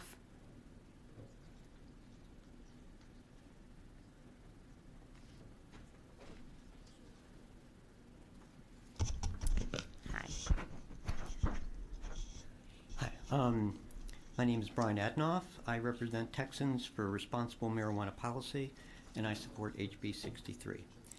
Chairwoman Collier and members of the committee, thank you for the opportunity to speak to you about this bill. I recently retired after 23 years as a distinguished professor of alcohol and drug abuse research at UT Southwestern Medical Center, and over 30 years as an addiction psychiatrist at the Department of Veterans Affairs. I've since moved to Colorado out of state to be with my family, but I feel passionate about this. I spoke 2 years ago here, and it was worth my time and effort to come down and speak to you again. I've published and spoken widely on the biological effects and treatment of addiction disorders, and I'm editor of the American Journal of Drug and Alcohol Abuse. Speaking as an addiction neuroscientist, there is no doubt that the chronic heavy use of cannabis has potentially harmful effects. But the vast majority of people who use cannabis do not develop a problem with cannabis use. For those users, at least in Texas, the most dangerous effect of cannabis is getting arrested for cannabis possession. The harm that accompanies being arrested for cannabis typically far outweighs the potential dangers of cannabis use itself.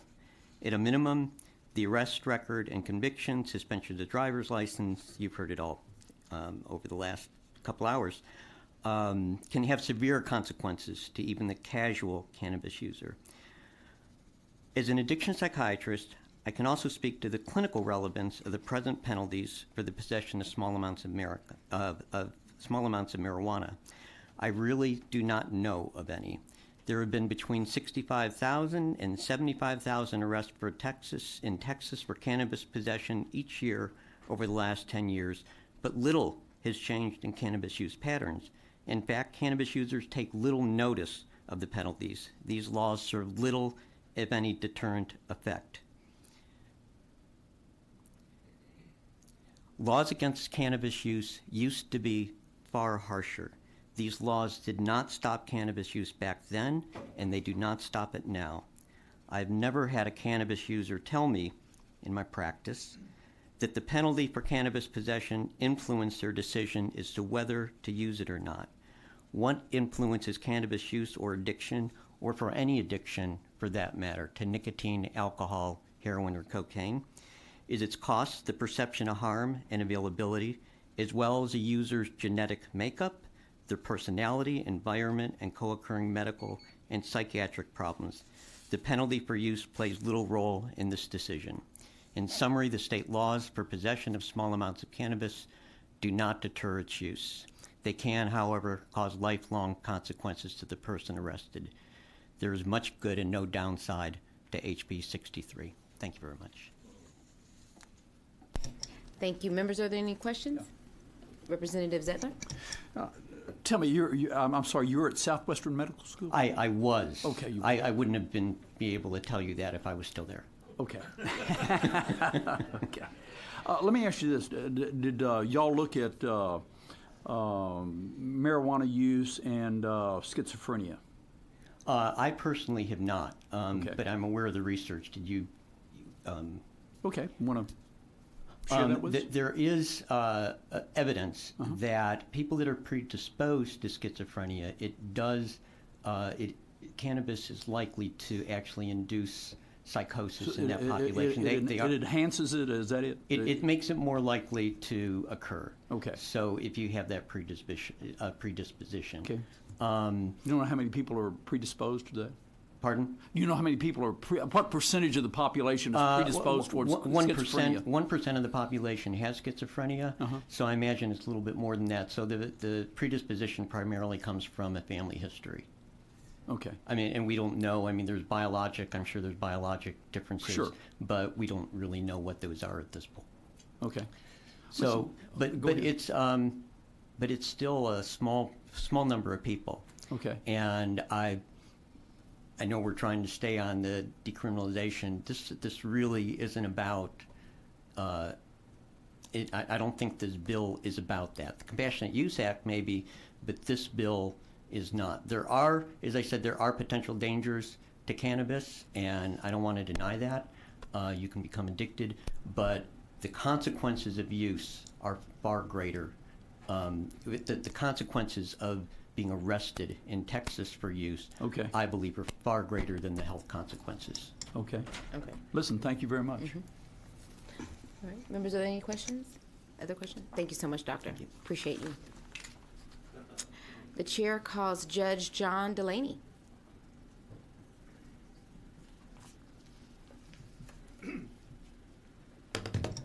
Madam Chair, members, my name is John Delaney, and I am for the bill. I am a retired state district court judge. I live in Bryan, Texas. I've been a judge for 35 years. This is my third trip to speak to this committee, first on House Bill 507, then 2 years later, A81, and now 63. The year I graduated from high school, it's got to be a good omen. So, I handle child abuse and neglect cases. That's what I do. 3 counties. I'm what's called a senior district judge. I'm assigned to these counties. That's what I do all day long. 15, 20 cases.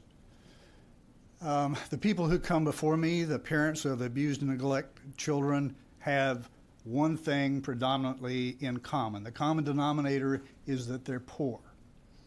And the reason that they're poor is they don't have any money. And the reason that they don't have any money is because they don't have jobs. And the reason they don't have jobs often is because they have a criminal conviction in their background that happened when they're 17 or 18, or they had their driver's license suspended because they had a drug conviction. And there's a very black story about suspension of driver's licenses. In Texas, if you go to jail, you get out in 6 months if you have a 6-month sentence. But in Texas, if you have a 6-month driver's license suspension, that is your minimum time that you're going to get suspended for, right? It goes on indefinitely until you jump through a lot of hoops, including getting an application filed, paying a $100 fee, taking a 15-hour drug education course, SR-22. and get expensive SR-22 insurance. Even if you don't have Mr. Delaney, testify. Dr. Adnoff is exactly right. Possession of the drug and the use and consequences of using a drug physically can be bad, but the legal consequences of being arrested and convicted for possessing the drug are far more draconian. The American Pediatric Association, the American Association of Pediatrics, agrees with Dr. Adnoff. They've endorsed this type of decriminalization. But let me add something new to the perspective, if I can. I have enormous respect for these men who wear blue uniforms and a badge and a sidearm, and they're sworn to protect the law. They run toward trouble. God bless every one of them. But I tremble, frankly, when I think about them exercising their discretion about whether to arrest a college kid and ruin his life compared to a 17-year-old minority kid who is full of attitude and spunk. Which one's going to get taken down to the jail? I'm sorry. They're wonderful people, but they get angry. These are police officers, and they can ruin a kid's life in an instant. And we're not talking about whether marijuana is good for you or bad for you. We're talking about what the consequence of a low-level possession is going to be. Are you going to go to jail tonight and get a record for a lifetime, or are you going to get a citation and a penalty? There's nothing wrong with this bill. There's everything wrong with the status quo, and this bill would change a little bit of it. It's all good. It's not bad. Questions, if you like. Members, are there any questions for Judge Delaney? Thank you kindly for your Can I service. ask one? You're very demanding. Oh, wait, there's a question from Representative King. Of course. Thanks. And thank you, Judge, for being here. And this is a difficult issue for a lot of us to work through, at least for me.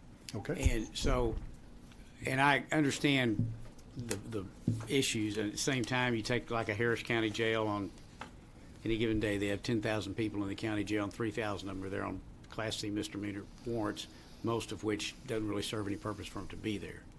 And I get that. Are you concerned, because I've got a little bit of concern, when we do go to civil fines on things, they just get ignored and never get paid, and how do you go out and collecting that, and how do you see the enforcement side of this? Because same problem we have on traffic tickets. Nobody really thinks anybody ought to go to jail for a traffic ticket, but when people don't pay the 3 and 4 tickets they've got and they go on and on, eventually you don't have anything to do but put them in jail.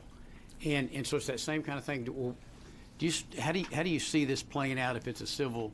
Because I agree with you. One of the problems you got on low-level drugs or anything else, that our jails are filling up with those, and not always is there a need for people to be in jail with those situations. But how do you go about? What do you see the enforcement issues on this when it's a civil fine? We can't even get people to pay their toll fees. I agree with you. It's a problem. But the alternative, keeping the status quo, is a known evil. It wrecks people's lives. So let's fix the known evil and worry about the possible issues that arise with the new plan. That's my response, the best I can give you. Okay. Well, that's a fair response. Thank you. Okay. Any other questions, members? Thank you so much, sir.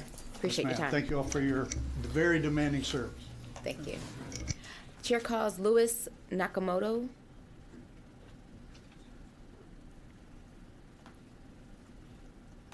State your name, who you represent, and your position on the bill, sir.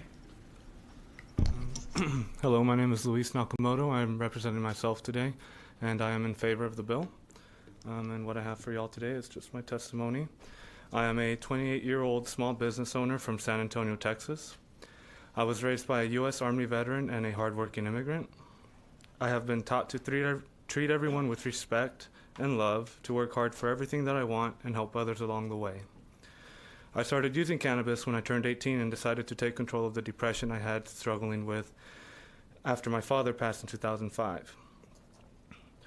I have been arrested twice in Texas for much less than 1 ounce of cannabis. The first time in 2014 at a checkpoint in Sierra Blanca County. I spent 36 horrendous hours behind bars in completely inhumane conditions. I know it's not the Hilton, but toilet paper everywhere, used razors, and the guards smoking in the room the entire time I was there wasn't cool.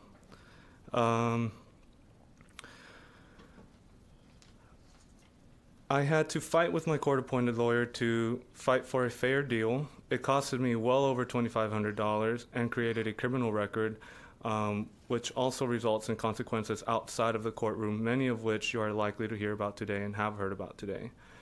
The second time was in May of 2016. I was pulled over for a headlight on my way to get my mom flowers for Mother's Day. A completely different experience, however, still very unpleasant. After 12 hours, it took almost a year to fight with a hired attorney. The expense, and it was about $2,500 as well. These experiences have not only impacted me financially, but they have also tarnished my perspective and relationship with local law enforcement, as it's hard to trust people enforcing unjust laws. We've been talking about leaving it up to officers' discretion. And from being from San Antonio, sure, we're working on something too. D.A. Gonzalez is working on something. La Hood was working on something, but that's not happening in Comal County or in other counties like the officers that came to testify against for today. So that's what worries me, you know. I'll be okay. I stand here before you as one of the lucky ones, you know. I did not let these experiences define me or deter me from my goals and aspirations. But I can't say that for the other about 70,000 Texans that are affected every year. So I stand here feeling empowered by these experiences to push for a better future for the generations to follow. We are not asking for the world, but the world is asking for change, and I believe this would be a small step towards a better future. And I would just like to add that obviously current policies are not working. I did a personal report for San Antonio because I'm from there, and we saw a 40% spike from one year to another, from 2016 to 2017. From 2013 to 2017, it was a 60% spike. So these could be return offenders, but obviously what we have in place is not working. And in 2005, we allowed certain areas to opt into cite and release, but it didn't eliminate the criminal record and any of that. And we haven't seen too many municipalities actually take hold of that or use that. So that's why we're here today, and we're hoping that this committee can push this forward and get us a hearing so we can create change in Texas. Thank you. Members, any questions? Thank you so much. Appreciate you. Chair calls Jason Walker.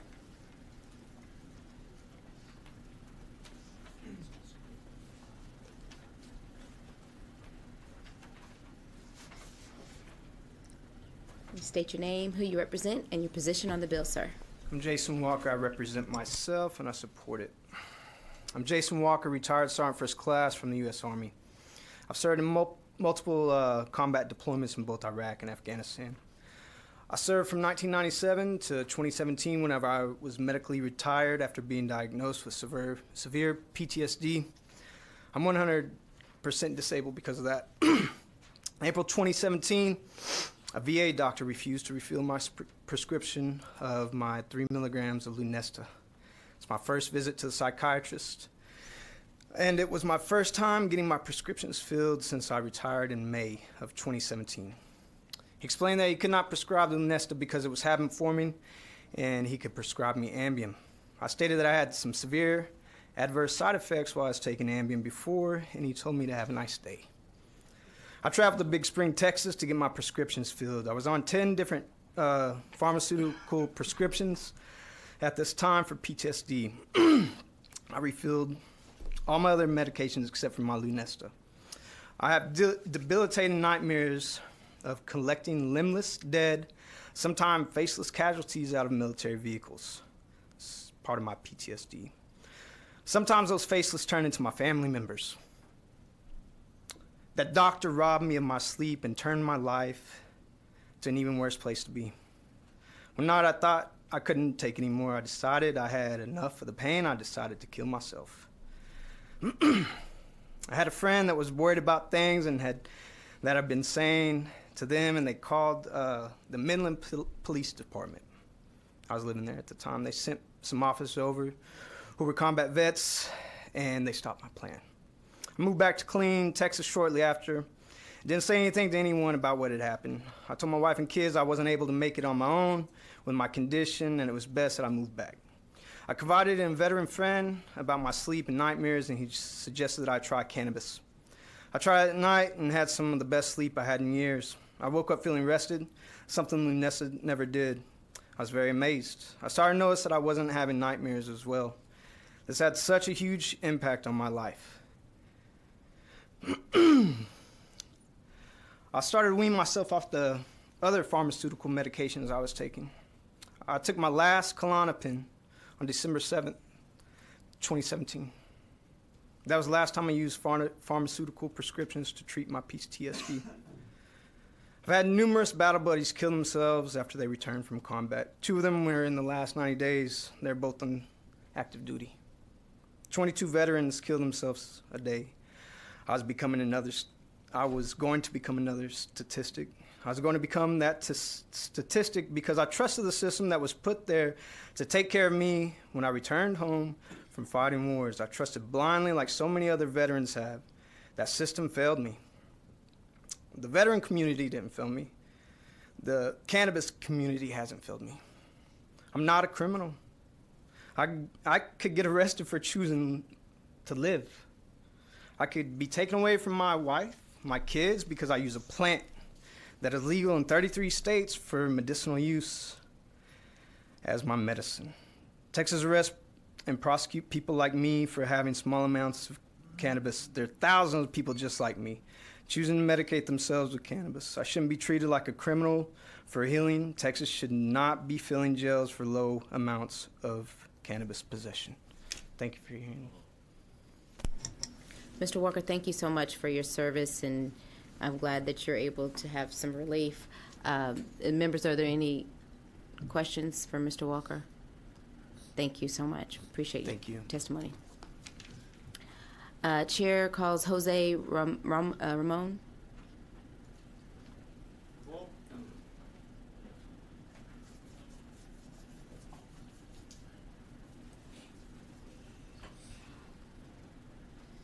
Good afternoon. How are y'all doing? All right. If you could state your name, who you represent, and your position on the bill. Okay, my name is Jose Ramon. I'm in District 13, and I am for the bill, House Bill 63.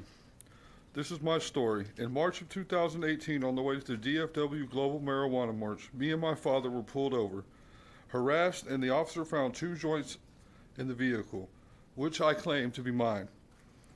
We were both arrested and charged with less than 2 ounces.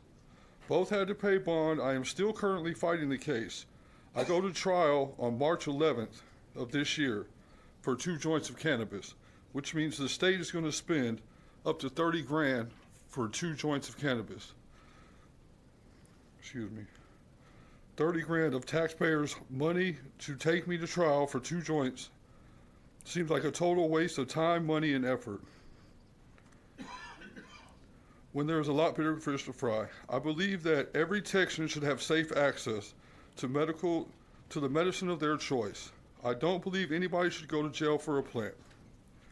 I don't believe anybody should have to leave their hometown, city, or state to gain safe access to medicine of their choice. We have access to alcohol and tobacco, which has killed hundreds of thousands of people every year, but 0 deaths from cannabis have ever been reported. Cannabis is known to save many and many lives. We have been lied to long enough with all the reefer madness and propaganda. I would like to see that the members of the board here put patience over profit, your constituents that could have been healed by cannabis instead of killed by pharmaceuticals. In legal states, underage cannabis use decreases. Crime rates have went down. Also in legal states, they are successfully using cannabis as an exit drug instead of being as an exit drug to get people off of other drugs, pharmaceuticals, opiates, and other such drugs. I am here not only to ask that you please do your own research and pass this bill on, as well to take a look at many other cannabis bills that have been filed in this 86th legislative session. I thank you for your time and hearing what I have to say. Sincerely, Jose Angel Ramon Jr. Thank you. Members, are there any questions? Thank you so much. Appreciate it. Stuart McMullen. Stuart McMullen. Chair calls Lori Zapinski.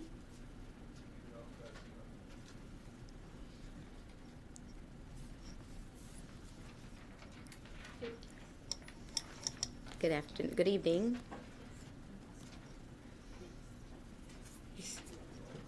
Hi. State your name, who you represent, and your position on the bill. Hi, my name is Lori Zapinski, and I represent myself, and I'm here to testify for the bill. Okay. So thank you, Chairwoman Collier and committee members, and thank you for having this hearing. Representative Moody, thank you for authoring and submitting this bill again. I'm a 53-year-old mother, grandmother, homeowner, technology worker.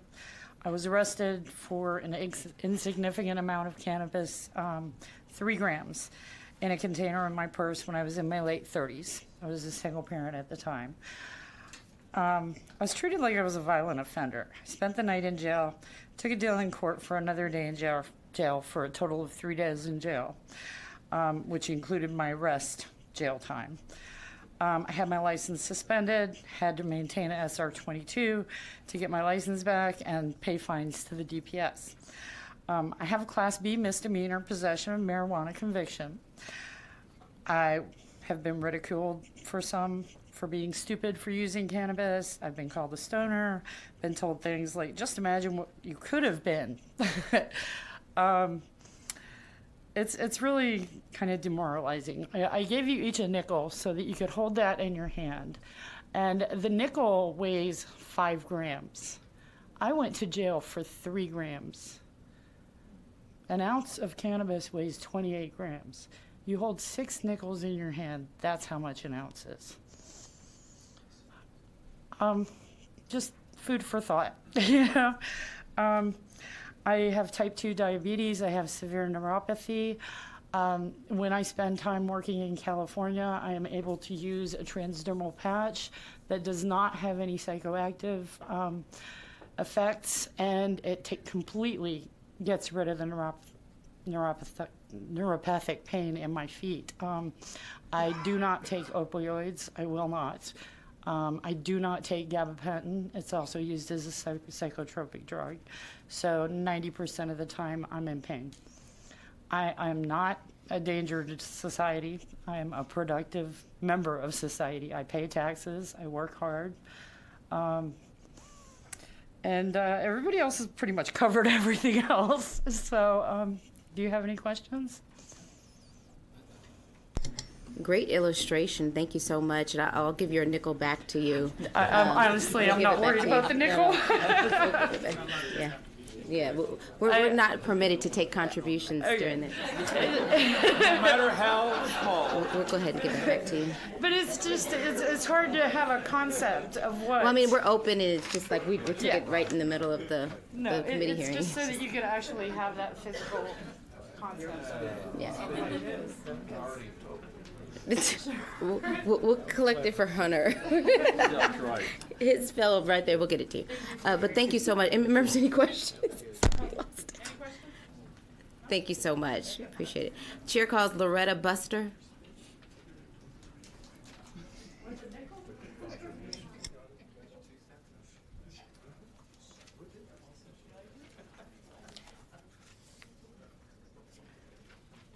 Hello, my name is Loretta Busker, and I'm... Can you pull the microphone down so I can I'm hear you? sorry. So sorry. I'm in favor of House Bill 63. Can you start over? I'm sorry, I couldn't hear you. My name is Loretta Buster, and I'm in favor of House Bill 63. Are you representing yourself? Yes, I am. Thank I'm you. sorry.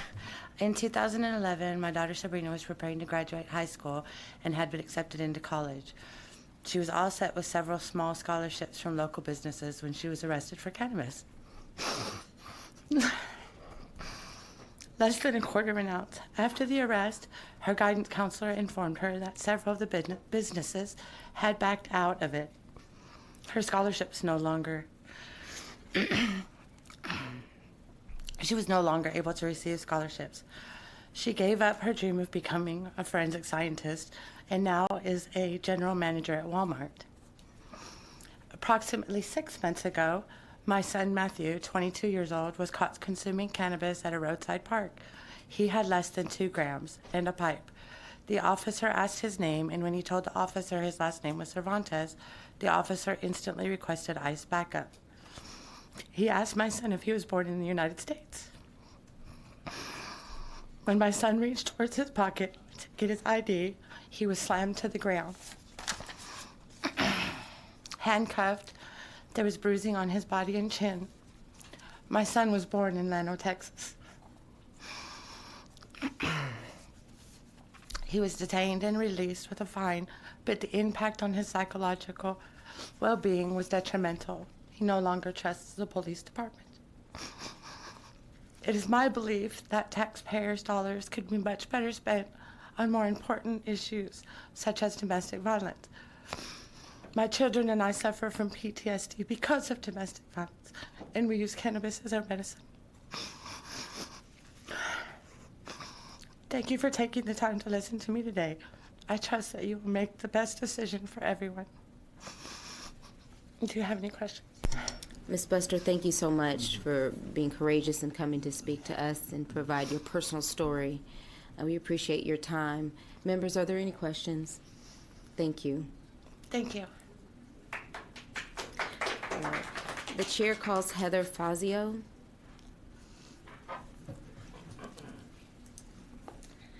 Hello, good evening, committee. I appreciate your service being here late tonight. I've been one of many, I'm sure, as we make our way through the legislative process. My name is Heather Fazio, representing Texans for Responsible Marijuana Policy, here in strong support of Representative Moody's House Bill 63. I have distributed a binder here that I am not going to go through, but I want to highlight a couple things. One is, we heard earlier about really the patchwork policy that we see throughout the state of Texas now because of the prosecutors, local law enforcement utilizing their discretion to mitigate the harm caused by our bad state laws.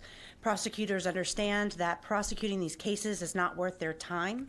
It's not worth the opportunity cost by letting domestic violence cases, for example, go without the attention and resources they deserve by moving forward with prosecuting people for low-level marijuana possession. We're seeing them understanding that the harm caused by a criminal record often causes recidivism, it causes people reoffending, and it does not create a safer community in their area. This patchwork policy means that someone can be prosecuted very harshly in one area and a slap on the wrist maybe in another, or nothing at all because the prosecutor doesn't want to move forward with any kind of prosecution. In spite of seeing most of the metro areas moving forward with the diversion program, Texas still arrests tens of thousands of people every year, with an estimated 2/3 of them ending up with a criminal conviction, hindering their access to education, employment, housing, all of that for a lifetime with a criminal conviction for even a tiny amount of marijuana. A majority of Texans agree that it is time for a change. Regardless of political affiliation, I'm very pleased to be working with people from all parts of the political spectrum, knowing that this issue is somewhere where we can come together and find agreement in moving forward with a sensible policy. We have a lot of information that we've provided here as backup, resources in this binder. One thing I want to draw attention to is we've heard from several members of law enforcement tonight for and against this legislation. We have a law enforcement perspective tab here with folks that weren't able to make it.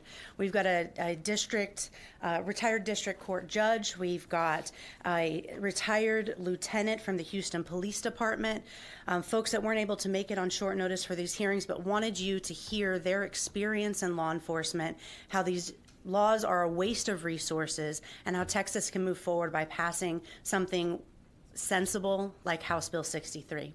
Thank you very much for your consideration, and thank you again, Representative Moody, for your leadership on this. Thank you. Members, are there any questions for Ms. Fazio? Thank you. Thank you. Appreciate it. Chair calls Chaz Moore.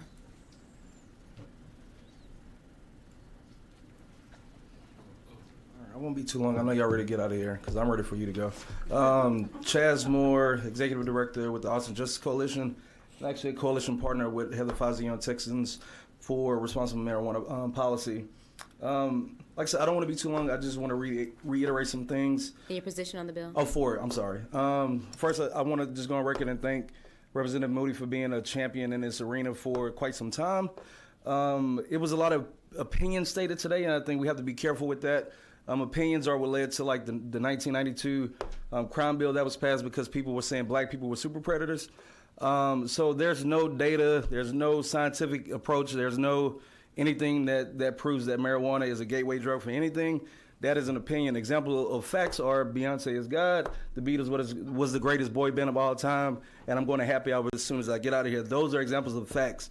And to Representative King in his absence, I was recently awarded this award, Nonprofit Leader of the Year here in Austin by some tech company that I've never even heard of with a bunch of swanky people in the room. And I didn't win that award because I do things that are easy. I didn't do that. I didn't win that award because I do things that people like and not because people like me. I understand that you all have constituents back at where you, back in your district, wherever that is. But you also have a greater responsibility to do the right thing for all of Texas.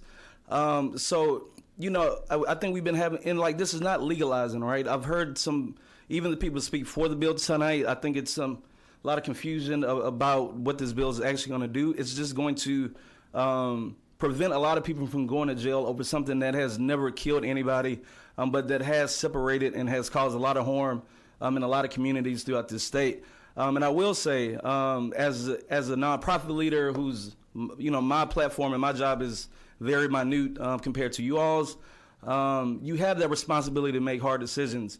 So I just want to go on record and thank the legislators that made hard decisions many moons ago to free slaves. I want to thank the legislators that made hard decisions a very long time ago that gave women the right to vote. I want to thank the legislators that made the very hard decision for our schools to be integrated, and they were never popular at any time. So I just want you all to recognize that you do have the responsibility at times to make hard decisions. That's part of your job, and I encourage you to think about your legacy. Like, what side of this legislation, what side of this process in 2017 will you be on? Because that's how you're going to be remembered. So thank you for your time. It's really early in session to be here so late. I will drink a beer with your name on it. I got you. Thank you. Members, are there any questions? Appreciate you, Mr. Moore. The chair calls Nathaniel Cherwinski.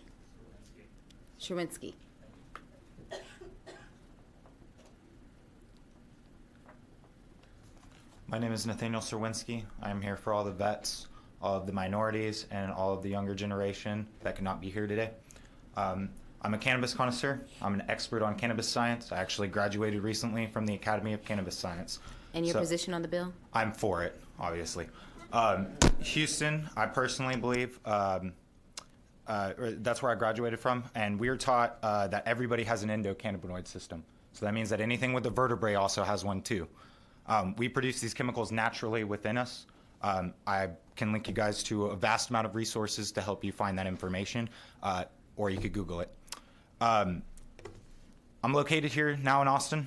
I was arrested by a state trooper through an illegal search on the side of 71. My car had popped a tire, and my battery had died when I was changing it.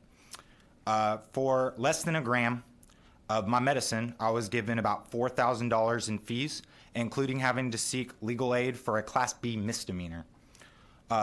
They tried to screw me over hard in Washington County about 8 years ago by trying to tack on a device of criminal intent onto my charge as well, which is also a misdemeanor. They were trying to go for the harder charge. I think personally that the only reason that I didn't have to stay in jail longer than 24 hours is because I'm white. So my personal point is that there is a vast racial disparity when it comes to this issue. There are people that are incarcerated still in jail for this plant. It's been proven in other states that this has been defined as a medical issue. Since then, it's been tough finding work for myself. It's been tough supporting my son, who is 7 and autistic, and it's been tough supporting my family, including my grandfather, who has cancer. I asked the state trooper for help, and that's essentially what got me in trouble. As I walked over to him whenever he was issuing a citation behind me, and he decided that he wanted to ruin my life. I'm here to appeal to your logic and your better nature. In regards to decriminalizing cannabis, there are a lot of misconceptions about cannabis. This stems from racism, oppression, and misinformation. For instance, the word marijuana is Hispanic slang and has been used in multiple documents when it should be classified as cannabis. So we're issuing and arguing about terminologies from 70, 80 years ago in the 1930s. Okay? Here I have attached a document of a man called George Trout. You can read his story. He was trying to start up hemp in the 1930s, and he was trying to work with Hispanic migrant workers and the black community to try to further hemp production. So we're not even talking about medical cannabis. We're just talking about hemp to try to improve this economy. And he was met with such backlash that he died whenever he was trying to get this pushed within about 2 months. So in 1936, he had a grant for about, personally $100,000, which is equivalent to about $2 million today. And he was shut down within about 10 months and died. So I would like you to read this attached paperwork, and hopefully people like me and stories like mine are taken into account. I would hope that you guys could see that this is an issue of racism and disparity, and that the only reason that I'm here and I'm able to talk right now is because I'm white, and that's ridiculous. There are people that are still in jail for this that should not be there. So again, I'm here to appeal to your better nature. I thank you guys for listening to me. I know that I sound a little, confrontational, but this is a very big issue to me because I still have people that I care about in jail. Members, are there any questions? Thank you so much. You can leave that there. We'll get that. Appreciate it. Thank you. Free the weed. Thank you. David Reynolds.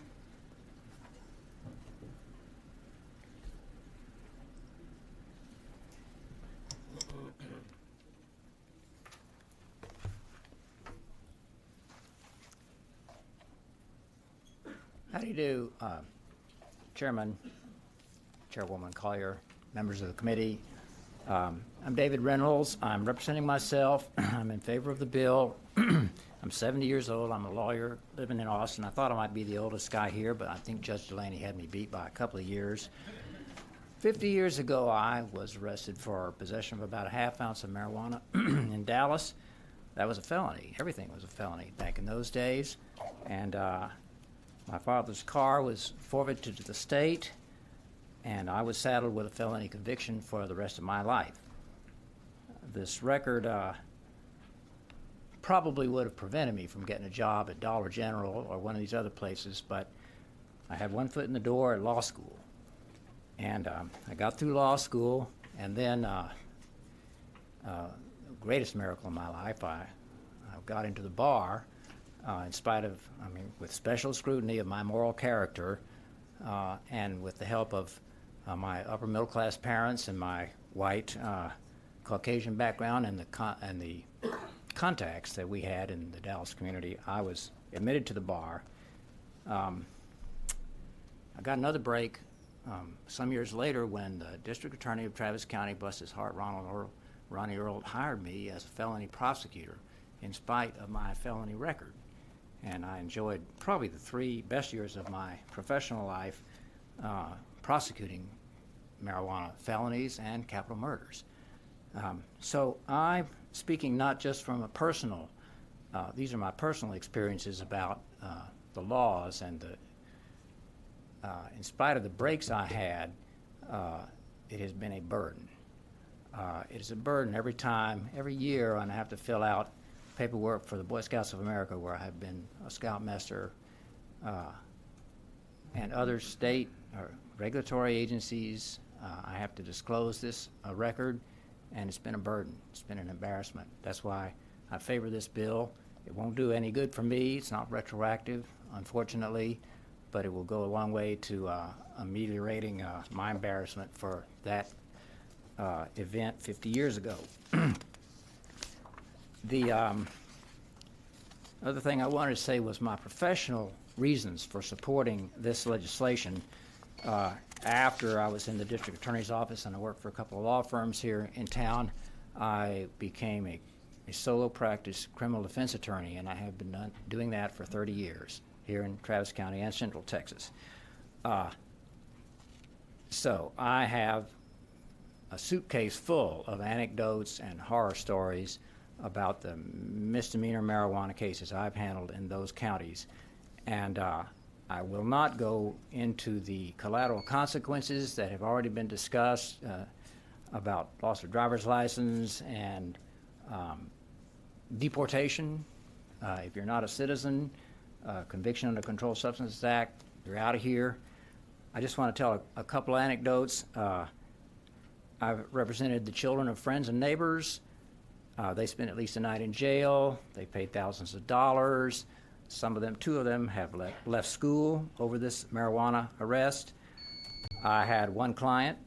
There was odor of marijuana in the car. She admitted it. She has secreted it in her vagina. But they went ahead and seized the marijuana and took her to jail. Finally, Judge Brenda Kennedy, a friend of mine here in Austin, sent a client of mine to Travis County Jail for 6 months for possession of a single marijuana joint and his reluctance to do probation. She said, okay, we'll just do 6 months, and that is a true story. So, for these reasons, I do support the bill. I also want to address something that came up about the support, the financial backing of this mass movement to loosen the laws on marijuana. I dare say there's not a single person testifying for this bill today who's here being paid. I wish somebody had asked those officers, and by the way, I'm a big fan of the police. God bless them. But I think some of those officers maybe not have driven their personal cars here on their own time and paid for their own gas. I think that's where you're getting some of the pushback on this bill. So that's all I have to say. Well, thank you so much, Mr. Reynolds. Members, are there any questions? Thank you very much. Appreciate for your time. it. Thank you. Chair calls Connor Oakley. Connor Oakley. Michael Cargill. He had to leave. Michael Cargill. Julie Stone. Julie Stone. Good evening. My name is Julie Stone. I represent myself, and I am in favor of the bill. Honorable Chairwoman and committee members, I am currently an adjunct professor at Texas State University, where I teach criminal procedure. I was a prosecutor for the last 18 years, 6 of which at Miami-Dade County and 12 at the Austin Attorney General's Office in the Criminal Prosecutions Division before I left in October. Prior to attending law school, I was employed in the finance and human resource departments of 2 large consulting firms for 5 years. However, my dream job was always to be a prosecutor and to be able to serve the community by keeping it safe and holding criminals accountable. After I saved some money, I applied to law school, attended the University of Texas School of Law, and upon graduation moved to Miami and worked at the state attorney's office as an assistant state attorney for 4 years, followed by at the attorney general's office as a statewide prosecutor for 2 years. Then I returned to Austin, where I worked in the criminal prosecutions division for the last 12 years. My husband is also a career prosecutor. We both have tremendous respect for the law and the legal system. During my 18 years as a prosecutor, I handled thousands of cases in both Florida and Texas. During my time in Miami, I handled over 1,000 drug possession cases. In Miami, drug arrests were so numerous that the office policy was that if there were no additional crimes committed and it was a straight possession case, we were to spend no time on the case and just offer credit time served. We simply did not have the resources available to adequately prosecute the many serious and violent crimes that were occurring, and the office decision was made that the time best spent would be going after those serious and violent crimes rather than these misdemeanor marijuana cases. It was the cases and the crime rate in Florida were so bad that we didn't even care if it was cocaine, which was a felony. I routinely gave credit time served to possession of cocaine cases in Miami. I moved here and started prosecuting, obviously, in Texas for the last 12 years. Same thing has happened in Texas. I traveled all over the entire state for the last 12 years. In fact, I prosecuted cases in several jurisdictions of some of the members that are sitting here. And I'm proud of the work that I did as a career prosecutor. However, I am here to tell you, with all due respect to the law enforcement that testified earlier, things are not handled equally.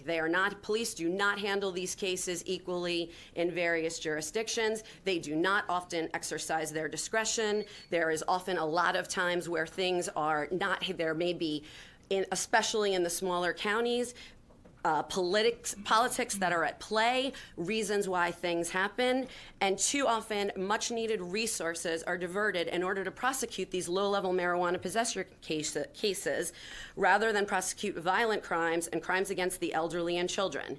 There were over 64,000 arrests for marijuana possession in Texas in 2017. More disconcertingly, the violent crime rate in Texas increased between 2016 and 2017. These violent crimes, rape, aggravated assault, and hate crimes, are the crimes that law enforcement should be focused on, not misdemeanor marijuana. As prosecutors, we need law enforcement to be freed up from the time-intensive job that these misdemeanor marijuana arrests take up: patrolling, arresting, filling out the paperwork, submitting minor amounts of marijuana to our already overburdened labs, meeting with prosecutors in preparation for trial, and court appearances. Law enforcement has limited personnel to fight crime, and they need the ability to investigate and allocate their limited resources to these most serious of cases. We need to free up our labs to test evidence in these cases, which often require DNA, fingerprint analysis, gunshot residue analysis, blood analysis.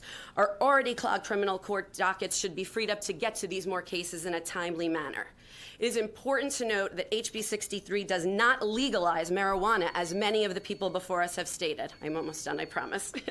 It simply reduces the criminal penalties associated with the possession of small amounts of marijuana. We've already heard time and time again about the collateral consequences.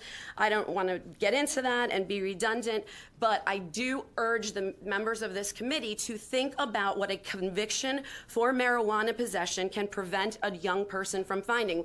We heard testimony from law enforcement that they want to protect children, and that's why they have this bill. If they really want to protect children, they should decriminalize at least the first possession of marijuana so that these children have the ability when they grow up to get housing, to get jobs, to go to graduate school, to have all the opportunities that are afforded to the rest of us available in case they, in lieu of having possibly made a mistake when they were younger. 22 states and the District of Columbia have already decriminalized possession for small amounts of marijuana. It's time for Texas to recognize the immense strain these cases have on our legal system and allow police officers the ability to investigate the most serious of crimes and keep our communities safe.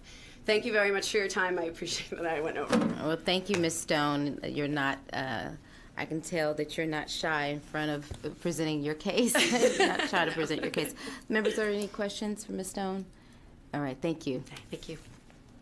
All right, Bradley Hodges. Bradley Hodges. Stephanie Collingson Cooper. Stephanie Collingson Cooper. Grace Manuel.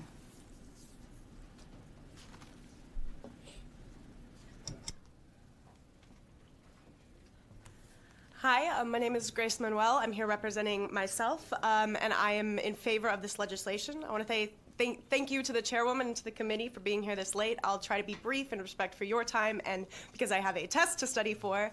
I'm here speaking to you as a youth. I just turned 20 at the end of January, but specifically a youth very focused on civic engagement and actively engaged in the community. Since moving to Austin last August to attend the University of Texas, I've become a Travis County VDR. I worked in a political campaign in the last election cycle, specifically on campus. I've also been involved with different nonprofit political organizations such as Move Texas and Austin Justice Coalition. Every day I am surrounded by peers who are focused on bettering not just themselves through higher education, but the community through active engagement in the civic process and advocating using our voice.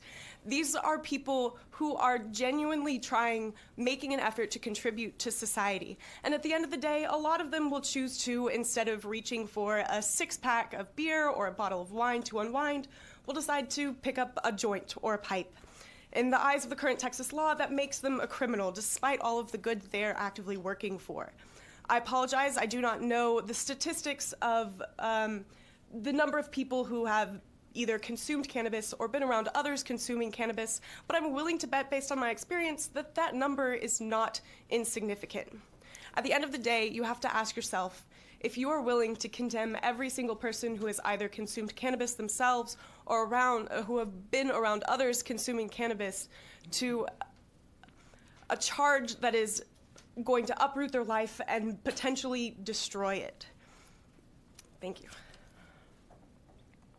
Very good. Thank you so much. Members, are there any questions? Appreciate you. Thank you. Jacqueline Finkel.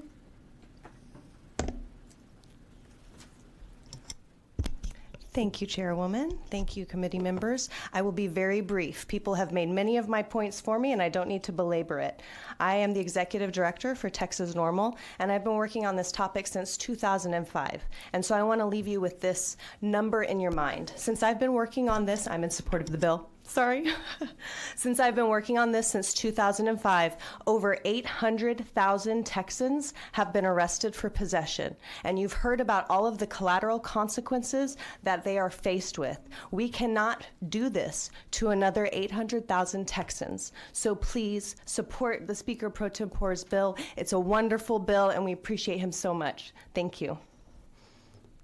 Members, are there any questions? Thank you. Well, that looks like that's everyone that has registered to testify. Is there anyone else that, okay, please, would you come up and fill out the... I've already filled it out. Oh, okay. What's your name? Michael Openshaw. Michael Openshaw. Let me pull you back up. Yeah. Okay. My apologies. That's I had okay. to Let me pick pull up you my back up. disabled son from work. No, so. no problem. Let me pull you back up, okay?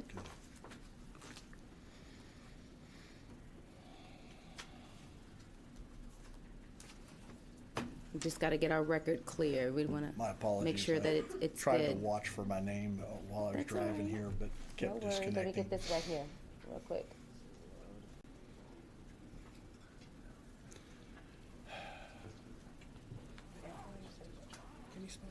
OPENSHAW.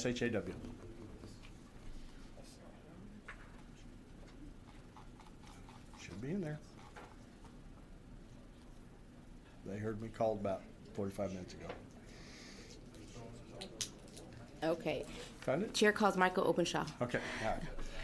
Can you state your name? My apologies. Mike Openshaw. I live in Plano, Texas. I'm testifying for myself and my many years of experience at a lot of things. And your position on the bill? I am for this bill.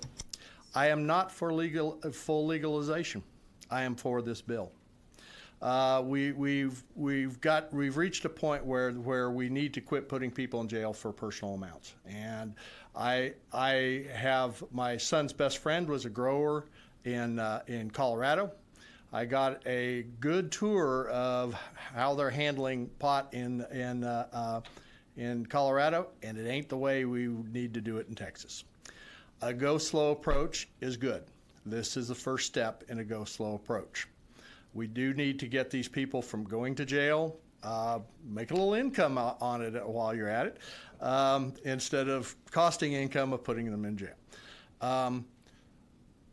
We've gotten a lot of discussion of issues that are not pertinent to this at this point.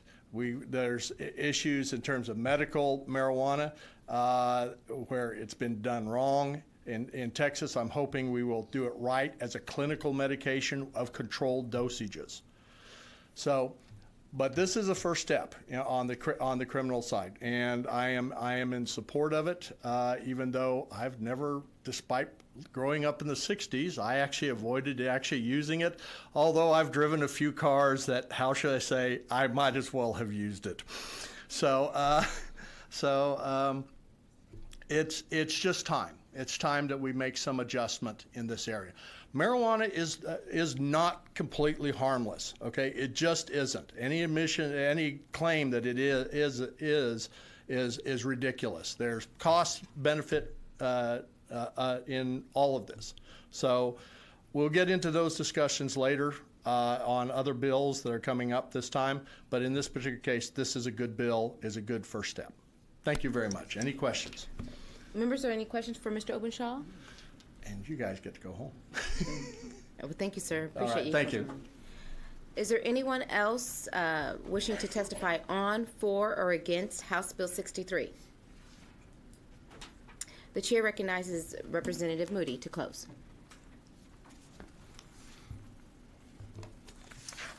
Thank you, Madam Chair. Thank you, members. I appreciate your patience in what will be one of the first long nights we have on this committee, if history holds. I want to close with a few thoughts, though. Kept hearing about the studies showing these terrible consequences in other states, and I just want to point out that it was clear what was being referenced was this document that was passed out to you, right? I've got it right here. You have it on your desk in front of you. It is limited to states that have full recreational legalization. This is disingenuous to give you this and compare it to the bill that I have before you today. And so I respect law enforcement. This applies to states where full legalization is in place. As I predicted in my layout, biased reporting and an apples to oranges comparison. It's almost like I've done this before.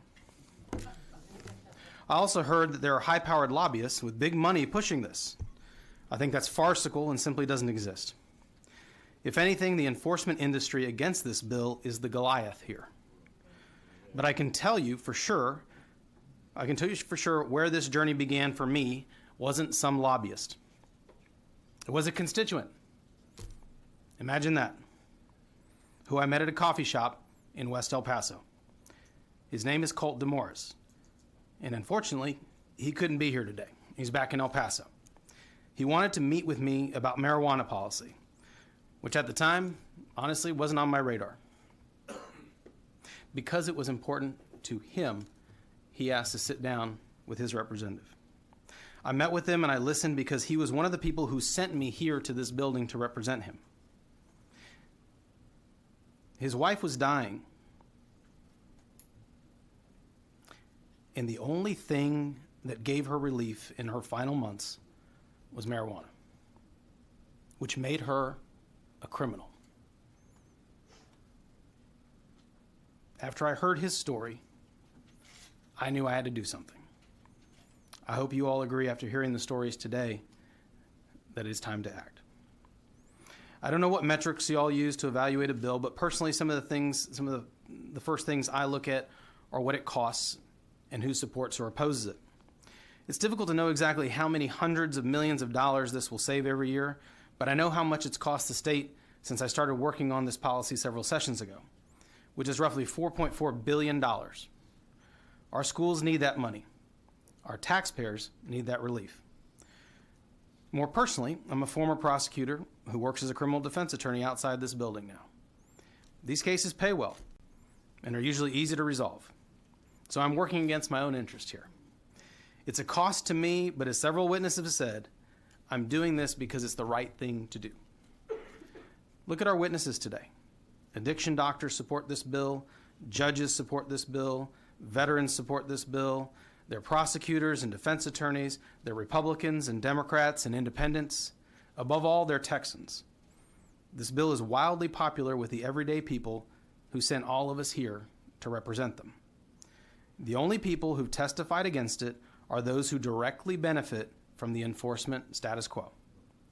I don't mean to denigrate them because I've strongly supported law enforcement throughout my career, and I continue to. I invite you to look at my bill packet this session or any session that I've been here in the legislature. But on this issue, I know that reform is the right position for Texas and Texans. As Judge Delaney told us, it's not about whether marijuana is good or bad for you. It's about whether the consequences are appropriate. I think it's clear they're not. And as he said, whatever the possible issues are with the civil penalty system, we know the issues with our current system are more egregious. Not one of us here would vote to bring back prohibition of alcohol, even though we know what devastating consequences its abuse can cause. This is no different. We can be smarter. We have to be fairer. And it's time to make this change before we waste another few $1 billion. That's why I ask you for your favorable consideration and a swift vote to the Calendars Committee. With that, I'm happy to answer any questions. Okay. Vice Chair Zettler? Representative Moody, how you doing? Good. Hey, listen, let me ask you this. Okay, so do compare, how many other states have actually done nothing more than decriminalized it, where they're going to fine them but not send them to jail? Well, actually, we have a breakdown for you, I think, in the packet that we gave you there. Okay. Yeah. And does it show what has happened there as far as crime rates and all this other stuff? Studies have shown, and I'm happy to provide those to you, and you're talking about peer-reviewed studies, that you are not going to see an increased usage in marijuana in those states that choose to decriminalize or create a civil sanction. Now, Texas is a little bit unique. You know that we like to do things differently in our state. Everything under the sun is a crime here.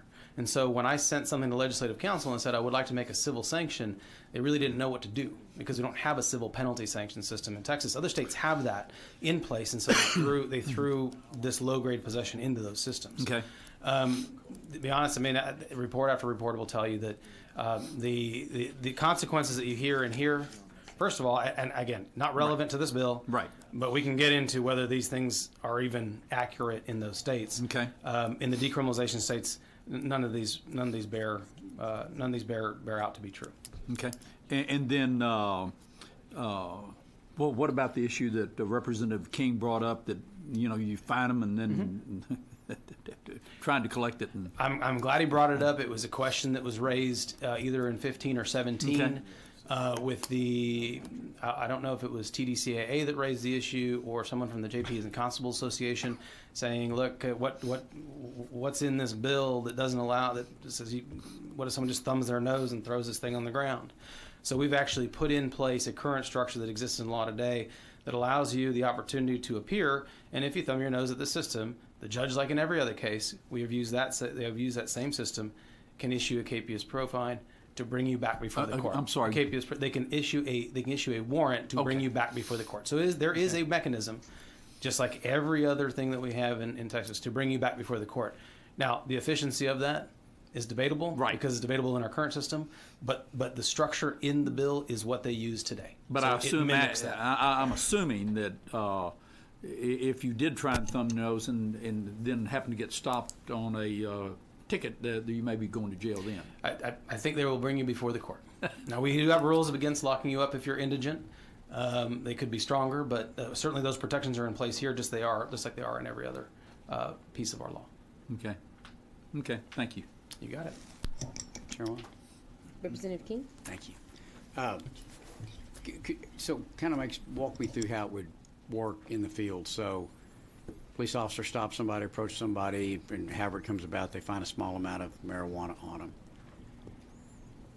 At that point, they would write them a ticket?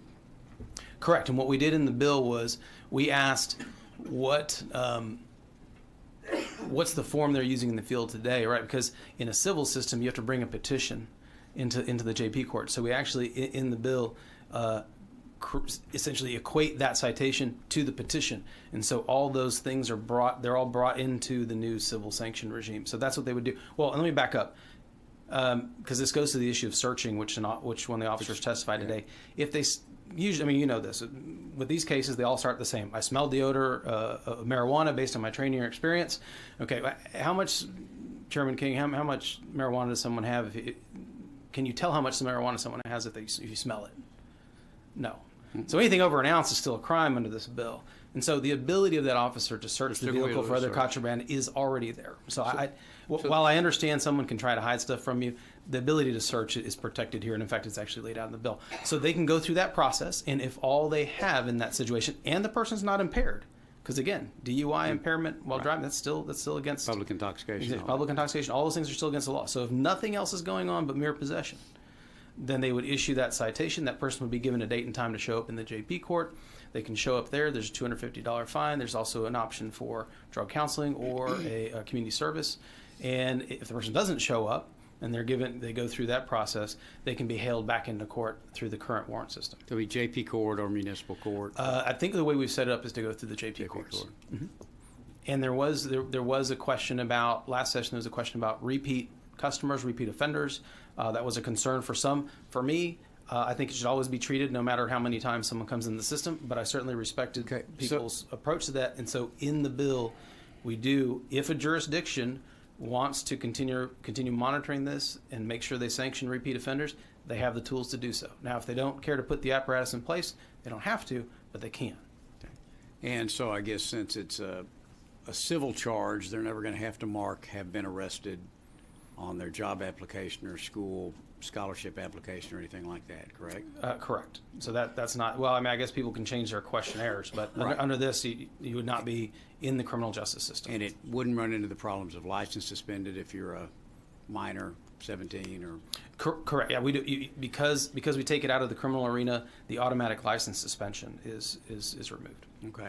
And so if they arrest you, or if they do a search and they find small amount of marijuana, but they find cocaine also, they can still charge you with the cocaine, arrest you for that, and they can still do the civil if they want to on the marijuana, right? Mm-hmm. Yep. Yeah. Those other charges are still going to how does it treat minors as opposed to those who are adults under the CPC? So in the family code, which is, I think it's section 5, we just keep this as delinquent conduct. And so we just there's status quo within the family code. Okay. Does it take it to a civil process within the family code? No. So would it still affect their driver's license? No, our intent was not to impact the juvenile justice system with this bill. I believe that's what this bill does. So We've talked to juvenile law 16 or practitioners. under, it's going to stay the same. We would like for that system to stay there. And the purposes of the juvenile justice system are actually, quite different, right? It is about getting people back on the right track, getting rehabilitation, or whatever the case may be in a particular young person's life. And so the goals of that system were very different than the adult system. So we felt leaving that be is the best way to handle this. Okay, now, officer stops them in the field. They've had one civil charge before for small quantity. Now it's the second time they've already taken care of that fine. How does the officer know that? Because then the second time, doesn't it bump up to criminal? Actually, it would be after 3 times. After 3 times. So how does the officer in the field know the difference? Well, I think what would happen in that situation, they may or may not know the difference, but if that jurisdiction has determined that they would like to monitor those repeat offenders, and some may and some may not, then the local court system would have to create a mechanism by which to track that. And I think when they show up into the court, that's when it would trigger and go into the criminal side. Because what I'm kind of curious is so, and I was a JP for a while, while I worked at JP while I worked through law school, but so the officer, so officer picks up somebody in Waco, and they've had a civil charge or 3 civil charges or 5 before in Houston. That's not going to show up under a normal check for criminal history or anything like that because it's been a civil charge. Correct. So how do they know? I mean, that's where I'm a little bit concerned. So when the JP finally gets that, he doesn't know if the person's been handled 4 times before. Depends on the jurisdiction. If the jurisdiction chooses to keep records on those, then I assume they could keep those. If they don't, then they don't. And I'm just thinking jurisdiction to jurisdiction. I'm not saying that's I'm just trying to. And with all due respect, I don't think that individual exists. It's not picking up another charge. The idea that, and I'm happy to put whatever construct in there to catch, and which is why we did this, to address repeat offenders. If someone is being stopped 4 times for low-grade possession, in my experience, there's probably something else they've been picked up for as well. So I think that's an imaginary person. Okay. Yeah. And I guess the JP, if he does get that, or she does get that, and they determine that, hey, you've been handled 3 times before for this, they have the right to they can just refer that back to law enforcement. They to move it change back the into charge. exactly. They move it back into the regular process that we have today. If they want to maintain records, to be able to do that. Okay, thank you. Are there any other questions, members? If there are no objections, this committee substitute is withdrawn, and House Bill 63 will be left pending at this time.